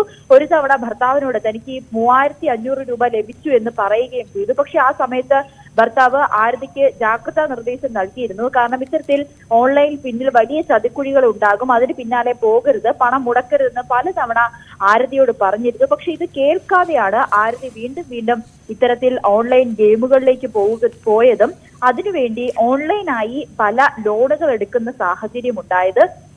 പിന്നീട് ഇന്നലെ വൈകുന്നേരം, അതായത് ഇന്നലെ ഉച്ചയോടുകൂടി ആരതിക്ക് ഇത്തരത്തിൽ ഈ പണം തിരിച്ചടച്ചില്ല എന്നിട്ട് നഗ്നമായ ഫോട്ടോ, അതായത് മോർഫ് ചെയ്ത നഗ്ന ഫോട്ടോ ആരതിയുടെ കോണ്ടാക്റ്റിലുള്ള മറ്റുള്ളവർക്ക് അയച്ചു കൊടുക്കുമെന്ന് ഭീഷണിപ്പെടുത്തി ആ മെസ്സേജും, അതായത് ഈ ഓൺലൈൻ ലോൺ എടുത്ത ബാങ്കിന്റെ ഒരു മെസ്സേജും ആരതിയുടെ ഫോണിൽ നിന്നും അന്വേഷണ സംഘത്തിന് കണ്ടെത്താൻ കഴിഞ്ഞു. അതിന് മറുപടിയായി ആരതി ഇങ്ങനെ തന്റെ ചിത്രം പ്രദർശിപ്പിച്ചാൽ താൻ ആത്മഹത്യ ചെയ്യുമെന്ന മറുപടിയും ഫോണിൽ നിന്നും കണ്ടെത്തുകയും ചെയ്തു. ഉച്ചയ്ക്ക് ശേഷമാണ് ഈ ആരതിക്കും ഒപ്പം തന്നെ ഭർത്താവിനും ഈ ഫോട്ടോ ലഭിക്കുകയും ചെയ്തത്. എന്നാലും പോലീസിന്റെ അന്വേഷണത്തിൽ ഈ നമ്പർ പാകിസ്ഥാനിൽ നിന്നാണെന്ന് മനസ്സിലായി. പാകിസ്ഥാനിൽ നിന്നുള്ള ഒരു നമ്പറിൽ നിന്നാണ് ആരതിക്ക് ഈ മെസ്സേജ് വന്നതെന്ന് മനസ്സിലായിട്ടുണ്ട്. എന്തായാലും ആരതിയുടെ ബാങ്ക് അക്കൗണ്ടുകളും ഫോണും കേന്ദ്രീകരിച്ചുള്ള ഒരു അന്വേഷണത്തിലേക്കാണ് അന്വേഷണ സംഘം കടന്നിരിക്കുന്നത്. ഭവ്യ, നമുക്കറിയാം പലപ്പോഴും ഈ ഓൺലൈനിൽ കൂടി ഇത്തരത്തിലുള്ള സംഭവങ്ങൾ നടക്കുമ്പോൾ, അതായത് ഓൺലൈൻ ലോൺ എടുത്ത് പിന്നീട് ചതിക്കുഴിയിൽ വീഴുന്നവരുടെ അന്വേഷണം പലപ്പോഴും അന്വേഷണ സംഘത്തിന് പകുതി വെച്ച് നിർത്തേണ്ട സാഹചര്യമാണ്. കാരണം മറ്റൊന്നുമല്ല, ഇത് കേരളത്തിൽ തന്നെ ആകണമെന്നില്ല. വിദേശത്തു നിന്നുള്ള നമ്പറുകളിലായിരിക്കും ഇവർ മെസ്സേജ് അയക്കുന്നത്.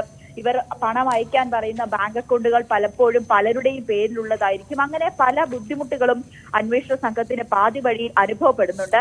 അതുകൊണ്ട് തന്നെയാണ് ഇവർ കൃത്യമായൊരു മുന്നറിയിപ്പ് നൽകുന്നതും നിങ്ങളുടെ ഇങ്ങനെ ഓൺലൈനിലേക്ക് നിങ്ങൾ ബാങ്ക് വഴി കടമെടുക്കുന്നു, പിന്നീട് നമ്മളുടെ ഫോൺ അടക്കം ഇവർക്ക് ഹാക്ക് ചെയ്യുന്ന രീതിയിലേക്ക് നമ്മൾ ആക്സസ് കൊടുക്കുന്ന ഒരു സംഭവം ഉണ്ടാകും. അതുകൊണ്ട് ഇത്തരത്തിലേക്കുള്ള കാര്യങ്ങളിലേക്ക് പോകരുതെന്ന് പലപ്പോഴും നിർദ്ദേശം നൽകുന്നു എങ്കിൽ കൂടിയും ഇതൊക്കെ മറന്ന് പൈസ കിട്ടുന്നതിന് പിന്നാലെ പോകുമ്പോഴാണ് ഇത്തരത്തിൽ ഓരോ ചതിക്കുഴി ഉണ്ടാകുന്നത്. ഭവ്യ, നവമി പറഞ്ഞതുപോലെ തന്നെയാണ് ഇത്തരം സംഭവങ്ങൾ ആവർത്തിക്കുന്ന സാഹചര്യത്തിൽ പോലും ആളുകൾ വീണ്ടും ഇത്തരത്തിലുള്ള കെണികളിൽ ചെന്നുപെടുന്നു എന്നുള്ളതാണ്. നമുക്ക് ഒരു പക്ഷേ പരാതി കൊടുത്താൽ പോലും ഇവരിലേക്ക് ഇത് അത്രമാത്രം വലിയ മാഫിയകളാണ്, ഇവരിലേക്ക് എത്താൻ പോലും വളരെ വൈകുന്നു നമ്മുടെ ഉദ്യോഗസ്ഥർ എന്നുള്ളതാണ്. സൈബർ ലോകം അത്രമാത്രം വികസിച്ച ഒരു സമയമാണ്. ഈ പ്രതികളിലേക്ക് എത്താൻ അത്രമാത്രം താമസമെടുക്കുന്ന സാഹചര്യമുണ്ട്. നവമി, ഈ സംഭവത്തിൽ പോലീസ് കേസ് എടുത്തിട്ടുണ്ടോ? അന്വേഷണം എങ്ങനെയാണ് പുരോഗമിക്കുന്നത് നവമി? കുടുംബത്തിന്റെ പരാതിയിൽ പെരുമ്പാവൂർ പോലീസ് കേസെടുത്തിട്ടുണ്ട്. അതിന്റെ ഭാഗമായി ആരതിയുടെ ഫോണും ബാങ്ക് അക്കൗണ്ടുകളും പരിശോധിക്കുന്നതിന് വേണ്ടി ഫോറൻസിക് പരിശോധനയ്ക്കായി ഫോൺ അയച്ചിട്ടുണ്ട്. ഒപ്പം ബാങ്കുകൾ, ഈ ആരതിയുടെ സേവിങ്സ് അക്കൗണ്ടുള്ള ബാങ്കുകൾ കേന്ദ്രീകരിച്ചുള്ള ഒരു അന്വേഷണത്തിലേക്കും പോലീസ് കടന്നിട്ടുണ്ട്. ഏതൊക്കെ അക്കൗണ്ടിൽ നിന്നാണ് ആരതിക്ക് പണം വന്നത്, ഏതൊക്കെ അക്കൗണ്ടിലേക്കാണ് ആരതി പണം നിക്ഷേപിച്ചത് എന്നടക്കമുള്ള കാര്യങ്ങളും അന്വേഷണ സംഘം പരിശോധിക്കുന്നുണ്ട്. ഒപ്പം ഭർത്താവ് അനീഷിന്റെ അക്കൗണ്ടും പോലീസ് പരിശോധിക്കുന്നുണ്ട്. അനീഷിന്റെ ഫോണും പോലീസ് പരിശോധിക്കുന്നുണ്ട്. കാരണം ഇന്നലെ തന്നെ ആരതി മരിക്കുന്നതിന് മിനിറ്റുകൾക്ക് മുൻപ് ആരതിയുടെ ഭർത്താവിന്റെ മൊബൈൽ ഫോണിലേക്കും ഇത്തരത്തിൽ മോർഫ് ചെയ്ത നഗ്നചിത്രം അയച്ചു കൊടുക്കുന്ന ഒരു സാഹചര്യമുണ്ടായി. ആ നമ്പർ ഏതാണെന്നും അന്വേഷണ സംഘത്തിന്റെ നിരീക്ഷണത്തിലാണ്. ഇതടക്കമുള്ള രീതികളിലേക്കാണ് അന്വേഷണ സംഘം നീങ്ങുന്നത്. എങ്കിൽ പോലും ഇപ്പോൾ ഈ മെസ്സേജ് വന്ന നമ്പർ ആയിക്കോട്ടെ പാകിസ്ഥാനിൽ നിന്നാണ്. എങ്ങനെയെങ്കിൽ ഇനിയുള്ള അന്വേഷണം ഏത് രീതിയിൽ മുന്നോട്ട് കൊണ്ടുപോകുമെന്നൊരു ആശങ്കയും അന്വേഷണ സംഘത്തിനുണ്ട്. നമുക്കറിയാം കടമക്കുടിയിലായിക്കോട്ടെ സമാനമായ രീതിയിലായിരുന്നു ഈ നഗ്നചിത്രം പ്രദർശിപ്പിച്ചു. അത് ബന്ധുക്കൾക്കും നാട്ടുകാർക്കുമൊക്കെ കിട്ടുന്ന രീതിയിലേക്ക് പോകുന്ന സാഹചര്യമുണ്ടായി.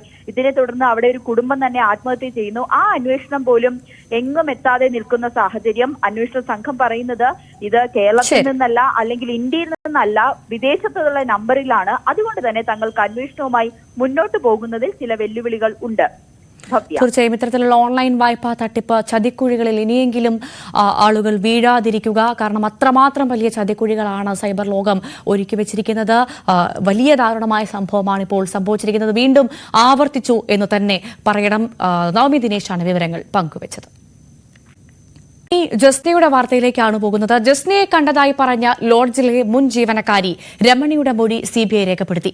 മുണ്ടക്കയം റെസ്റ്റ് ഹൌസിലേക്ക് വിളിച്ചു വരുത്തിയാണ് തിരുവനന്തപുരത്ത് നിന്നെത്തിയ സിബിഐ സംഘം മൊഴിയെടുത്തത്. സിബിഐയോട് എല്ലാം പറഞ്ഞിട്ടുണ്ടെന്നും വെളിപ്പെടുത്തൽ നടത്താൻ വൈകിയതിൽ കുറ്റബോധം തോന്നുന്നുവെന്നും ലോഡ്ജ് ജീവനക്കാരി രമണി പറഞ്ഞു. അതിന് കാര്യങ്ങൾ ഒത്തിരി ഉണ്ട്. അത് ഞാൻ അവിടെ പറഞ്ഞിട്ടുണ്ട്. വ്യക്തിപരമായ വൈരാഗ്യം ഒന്നുമല്ല. അങ്ങനെ വ്യക്തിപരമായ ഒരു വൈരാഗ്യം ഇങ്ങനെയാണോ തീർക്കുന്നത്?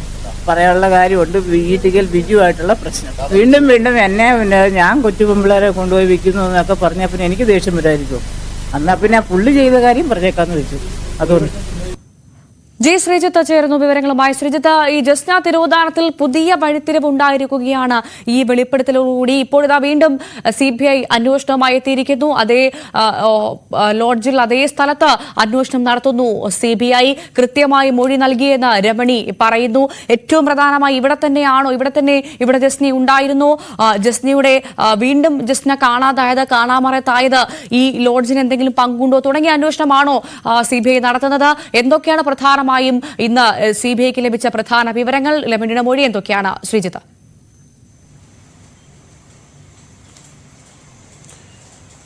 ഭവ്യ, ഇതൊരു പ്രധാന വഴിത്തിരിവാണോ എന്നൊക്കെ ഉള്ളത് കാത്തിരുന്ന് തന്നെ കാണേണ്ടി വരും. എന്തായാലും രമണിയുടെ വാചകത്തിൽ തന്നെ മാധ്യമങ്ങൾക്ക് മുന്നിൽ സംസാരിച്ചപ്പോൾ തന്നെ അവർ പരസ്പര വിരുദ്ധമായി ചില കാര്യങ്ങൾ പറഞ്ഞു എന്നുള്ളത് നമുക്ക് നേരിട്ട് മനസ്സിലാകാവുന്ന കാര്യമാണ്. അത് അവർ പറഞ്ഞത് താൻ ഈ ലോഡ്ജുടമയായിട്ടുള്ള വൈരാഗ്യം കൊണ്ട് താൻ ഇങ്ങനെ ചെയ്യുമോ എന്നാണ് ആദ്യം അവർ ചോദിക്കുന്നത്.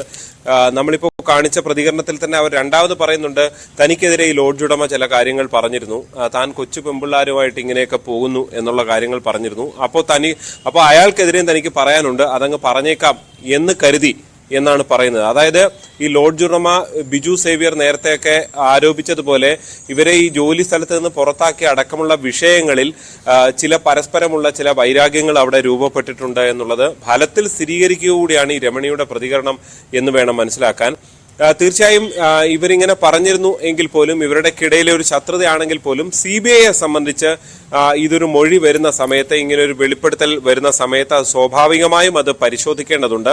ആ പരിശോധനയിലേക്കാണ് CBI സംഘം കടന്നിരിക്കുന്നത്. ഇന്നലെ തന്നെ ഈ ഒരു ലോഡ്ജിലാണ് ആദ്യം എത്തി അവിടെ പരിശോധന നടത്തിയിരുന്നു. അതിനുശേഷം ഈ ബിജു സേവ്യറിനെ ഈ മുണ്ടക്കയം റെസ്റ്റ് ഹൗസിലേക്ക് വിളിച്ചു വരുത്തി വിശദമായി ചോദ്യം ചെയ്യലല്ല, മൊഴിയെടുപ്പ് പൂർത്തിയാക്കുകയും ചെയ്തു. അതിന് പിന്നാലെയാണ് ഈ വെളിപ്പെടുത്തൽ നടത്തിയ രമണിയെ കൂടി വിളിച്ച് ചോദ്യം ചെയ്തത്. എല്ലാ കാര്യങ്ങളും CBIയോട് പറഞ്ഞിട്ടുണ്ട് എന്നാണ് രമണി പറയുന്നത്. എന്തായാലും ഇത്തരം മൊഴികൾ നേരത്തെയും ക്രൈംബ്രാഞ്ച് സംഘത്തിന് മുന്നിൽ വന്നിട്ടുണ്ട് എന്നാണ് അന്ന് കേസ് അന്വേഷിച്ച ഉദ്യോഗസ്ഥരടക്കം ചൂണ്ടിക്കാട്ടുന്നത്. അതുകൊണ്ട് തന്നെ ഇതിൽ എത്രത്തോളം ഇതൊരു വഴിത്തിരിവായി മാറും, എത്രത്തോളം ഇത് മുന്നോട്ട് പോകും എന്നൊക്കെയുള്ളത് കാത്തിരുന്ന് തന്നെ കാണേണ്ടി വരും. എന്തായാലും പുതിയ അന്വേഷണ സംഘമാണ്. അവർക്ക് ഏതെങ്കിലും തരത്തിൽ മുന്നോട്ട് പോകാനായാൽ ഒരുപക്ഷെ ഇതൊരു നാളെ ഒരു വഴിത്തിരിവായി മാറിയേക്കാം. അല്ലെങ്കിൽ ഇതൊരു പരസ്പര വൈരാഗ്യത്തിന്റെ ഭാഗമായുള്ള ചില അതെ, ശ്രീജിത്ത് ഇപ്പോൾ സൂചിപ്പിക്കുകയുണ്ടായി ഈ രമണി നൽകിയ മൊഴി, രമണി നൽകിയ മൊഴിയിൽ ഒരു മാധ്യമങ്ങളോട് സംസാരിച്ചതിൽ ഒരു കൃത്യതയില്ല, പരസ്പര വിരുദ്ധമായി അവർ സംസാരിക്കുന്നുവെന്ന് ശ്രീജിത്ത് ഇപ്പോൾ സൂചിപ്പിക്കുകയുണ്ടായി. അത്തരത്തിൽ തന്നെയാണോ CBIയുടെയും വിലയിരുത്തൽ? CBI ഉദ്യോഗസ്ഥർ എന്തെങ്കിലും സൂചനകൾ നൽകുന്നുണ്ടോ ഈ മൊഴിയെടുപ്പിന് ശേഷം രമണിയുമായുള്ള? അതോടൊപ്പം ഒരു കാര്യം കൂടി, ഈ കേസിലെ ഏറ്റവും പുതിയ വെളിപ്പെടുത്തലിനെയൊക്കെ പൂർണ്ണമായും തള്ളുക തന്നെയല്ലേ ലോഡ്ജ് ഉടമ? എന്താണിത് സംബന്ധിച്ച് അറിയാൻ സാധിച്ചത് ശ്രീജിത്ത്?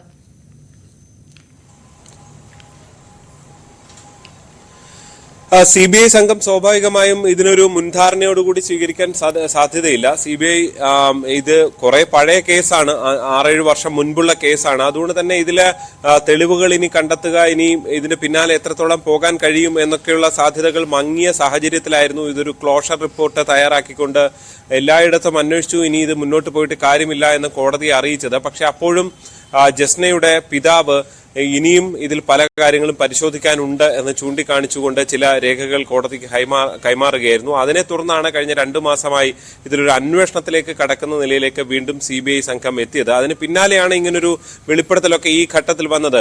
ഇപ്പോൾ ഇങ്ങനെയൊരു വെളിപ്പെടുത്തൽ വന്നതിൽ ജസ്നയുടെ പിതാവിനും പല സംശയങ്ങളുമുണ്ട്. പ്രത്യേകിച്ച് ഈ ഒരു കേസിൽ ഈ വഴിത്തിരിച്ചു വിടുന്നതിന് വേണ്ടിയുള്ള ചില ശ്രമങ്ങളാണ് നടക്കുന്നതെന്നാണ് ജസ്നയുടെ പിതാവ് പറഞ്ഞത്.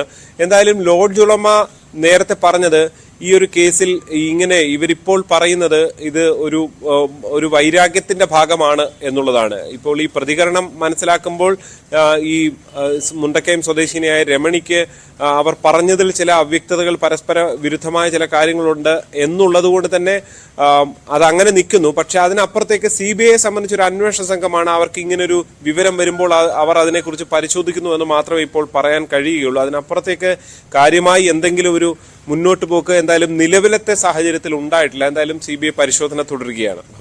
തീർച്ചയായും ജസ്നയെ കണ്ടതായി പറഞ്ഞ ലോഡ്ജിലെ മുൻ ജീവനക്കാരി രമണിയുടെ മൊഴി സിബിഐ രേഖപ്പെടുത്തി. മുണ്ടക്കയം റെസ്റ്റ് ഹൌസിലേക്ക് വിളിച്ചു വരുത്തിയാണ് തിരുവനന്തപുരത്ത് നിന്നെത്തിയ സിബിഐ സംഘം മൊഴിയെടുത്തത്. സിബിഐയോട് എല്ലാം പറഞ്ഞിട്ടുണ്ടെന്നും വെളിപ്പെടുത്തൽ നടത്താൻ വൈകിയതിൽ തനിക്ക് കുറ്റബോധം തോന്നുന്നുണ്ട് എന്നാണ് ലോഡ്ജ് ജീവനക്കാരി രമണി പറഞ്ഞത്. പക്ഷേ അപ്പോഴും രമണിയുടെ വാക്കുകളിൽ ചില പൊരുത്തക്കേടുകളുണ്ട് എന്നാണ് ജി ശ്രീജിത്ത് നൽകുന്ന റിപ്പോർട്ട്. നമുക്കിനി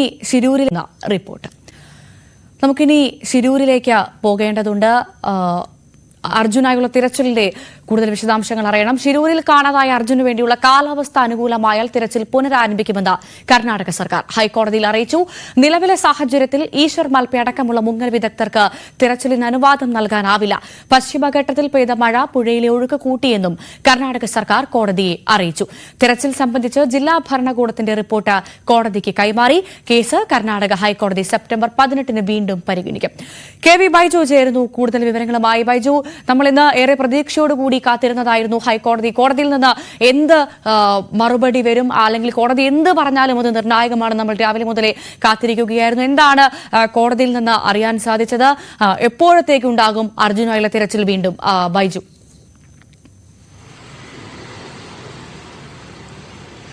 ഭവ്യ, തീർച്ചയായും ഈ അർജുൻ ഉൾപ്പെടെ കാണാതായ 3 പേർക്കായുള്ള തിരച്ചിലിൽ നിർണായകമായ ഹർജിയാണ് കർണാടക ഹൈക്കോടതി ഇന്ന് പരിഗണിച്ചത്. ഇതിൽ ഏറ്റവും പ്രധാനം കർണാടക സർക്കാർ തിരച്ചിൽ പുനരാരംഭിക്കും എന്ന് കോടതിയെ ധരിപ്പിച്ചിരിക്കുന്നു എന്ന് തന്നെയാണ്.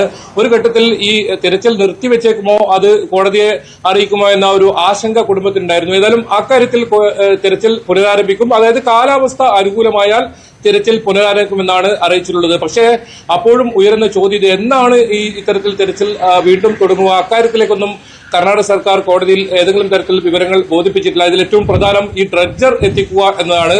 അതിന് മുന്നോടിയായുള്ള പരിശോധന പൂർത്തിയായെന്നും കർണാടക സർക്കാർ വ്യക്തമാക്കിയിട്ടുണ്ട്. 96 ലക്ഷം രൂപയാണ് ഇതിനായി ചെലവ് വരുന്നത്. ഇതിന് ടഗ് ബോട്ട് വഴിയാണ് ഈ ഗംഗാവലി പുഴയിലേക്ക് ഈ ഡ്രഡ്ജർ എത്തിക്കുക എന്നും കർണാടക സർക്കാർ പറഞ്ഞു. എന്തായാലും ഇതിൽ മറ്റൊരു പ്രധാനപ്പെട്ട കാര്യം, ഈശ്വർ മൽപ്പയ്ക്ക് സ്വന്തം നിലയിൽ സ്വതന്ത്രമായി തിരച്ചിൽ നടത്താനുള്ള അനുമതി ഉണ്ടാകുമോ എന്ന ഒരു ചോദ്യമുണ്ടായിരുന്നു. പക്ഷേ ആ കാര്യത്തിൽ കർണാടക സർക്കാർ വ്യക്തമാക്കിയിരിക്കുന്നത് ഏതെങ്കിലും തരത്തിൽ നിലവിലെ സാഹചര്യത്തിൽ ആ അനുമതി നൽകാൻ ആവില്ല എന്നാണ്. കാരണം പുഴയിലെ ഒഴുക്ക് അത് ഒരു പ്രശ്നമാണ്. അത് ഏതെങ്കിലും തരത്തിൽ ജീവന് തന്നെ അപകടമുണ്ടാവും അത്തരത്തിൽ മുങ്ങൽ വിദഗ്ധർക്ക് എന്നാണ് കോടതി ധരിപ്പിച്ചത്. പക്ഷേ അപ്പോഴും നമ്മൾ മനസ്സിലാക്കേണ്ടത് ഈ പ്രദേശങ്ങളിൽ മഴ കുറഞ്ഞ് 2 നോട്ട്സിലേക്ക് എത്തിയിരിക്കുന്നു ഈ പുഴയിലെ ഒഴുക്ക്. അത് തന്നെയാണ് ആ ഘട്ടത്തിലും കോടതിയിൽ ഇത്തരത്തിൽ വലിയ തോതിൽ ഒഴുക്കുണ്ട് എന്ന ഒരു റിപ്പോർട്ടാണ് കർണാടക സർക്കാർ സമർപ്പിച്ചിരിക്കുന്നത്. ഈ കാര്യത്തിൽ ഈ എതിർകക്ഷികൾക്ക്, ഹർജിക്കാർക്ക് ഇത്തരത്തിൽ ഇത് സംബന്ധിച്ച് വിശദമാക്കാനും കോടതി സമയം നൽകിയിട്ടുണ്ട്. സെപ്റ്റംബർ 18 ഈ കേസ് വീണ്ടും പരിഗണിക്കുമ്പോൾ ഹർജിക്കാർക്ക് തങ്ങളുടെ എതിർവാദം ഉന്നയിക്കാമെന്നും കോടതി പറഞ്ഞിട്ടുണ്ട്. നിലവിലെ സാഹചര്യത്തിൽ കർണാടക സർക്കാർ ഇത്തരം വിവരങ്ങളാണ് ഇപ്പോൾ നൽകിയിരിക്കുന്നത്. അതായത് കാലാവസ്ഥ പ്രതികൂലമായതിനാൽ തന്നെയാണ് തിരച്ചിൽ നിർത്തിവെച്ചതെന്നും കാലാവസ്ഥ അനുകൂലമായാൽ തിരച്ചിൽ വീണ്ടും പുനരാരംഭിക്കാമെന്നാണ്. കുടുംബം പ്രധാനമായും ആവശ്യപ്പെട്ടത് സ്വതന്ത്രമായി ഇത്തരത്തിൽ പരിശോധന നടത്താനുള്ള ഒരു അനുമതി വേണമെന്ന ആവശ്യം നേരത്തെ തന്നെ ഉന്നയിച്ചിരുന്നു. എന്നാലും ഈ നിലവിലെ സാഹചര്യത്തിൽ അത്തരത്തിൽ ഈശ്വർ മൽപ്പയ്ക്കോ അതുപോലെ തന്നെ മുങ്ങൽ വിദഗ്ധർക്കോ ഇവിടെ തിരച്ചിൽ നടത്താനുള്ള ഈ അനുമതി നൽകാൻ കഴിയില്ല എന്ന് കർണാടക സർക്കാർ വ്യക്തമാക്കിയിരുന്നു. അത് ഒരുപക്ഷെ കുടുംബത്തെ നിരാശപ്പെടുത്തുന്ന ഒരു തീരുമാനം തന്നെയാണ്. എന്തായാലും തിരച്ചിൽ പുനരാരംഭിക്കുമെന്ന ഒരു ആശ്വാസകരമായ കാര്യം തന്നെയാണ് കർണാടക സർക്കാർ നൽകിയ ഈ കേസിൽ ഏറ്റവും പ്രധാനം.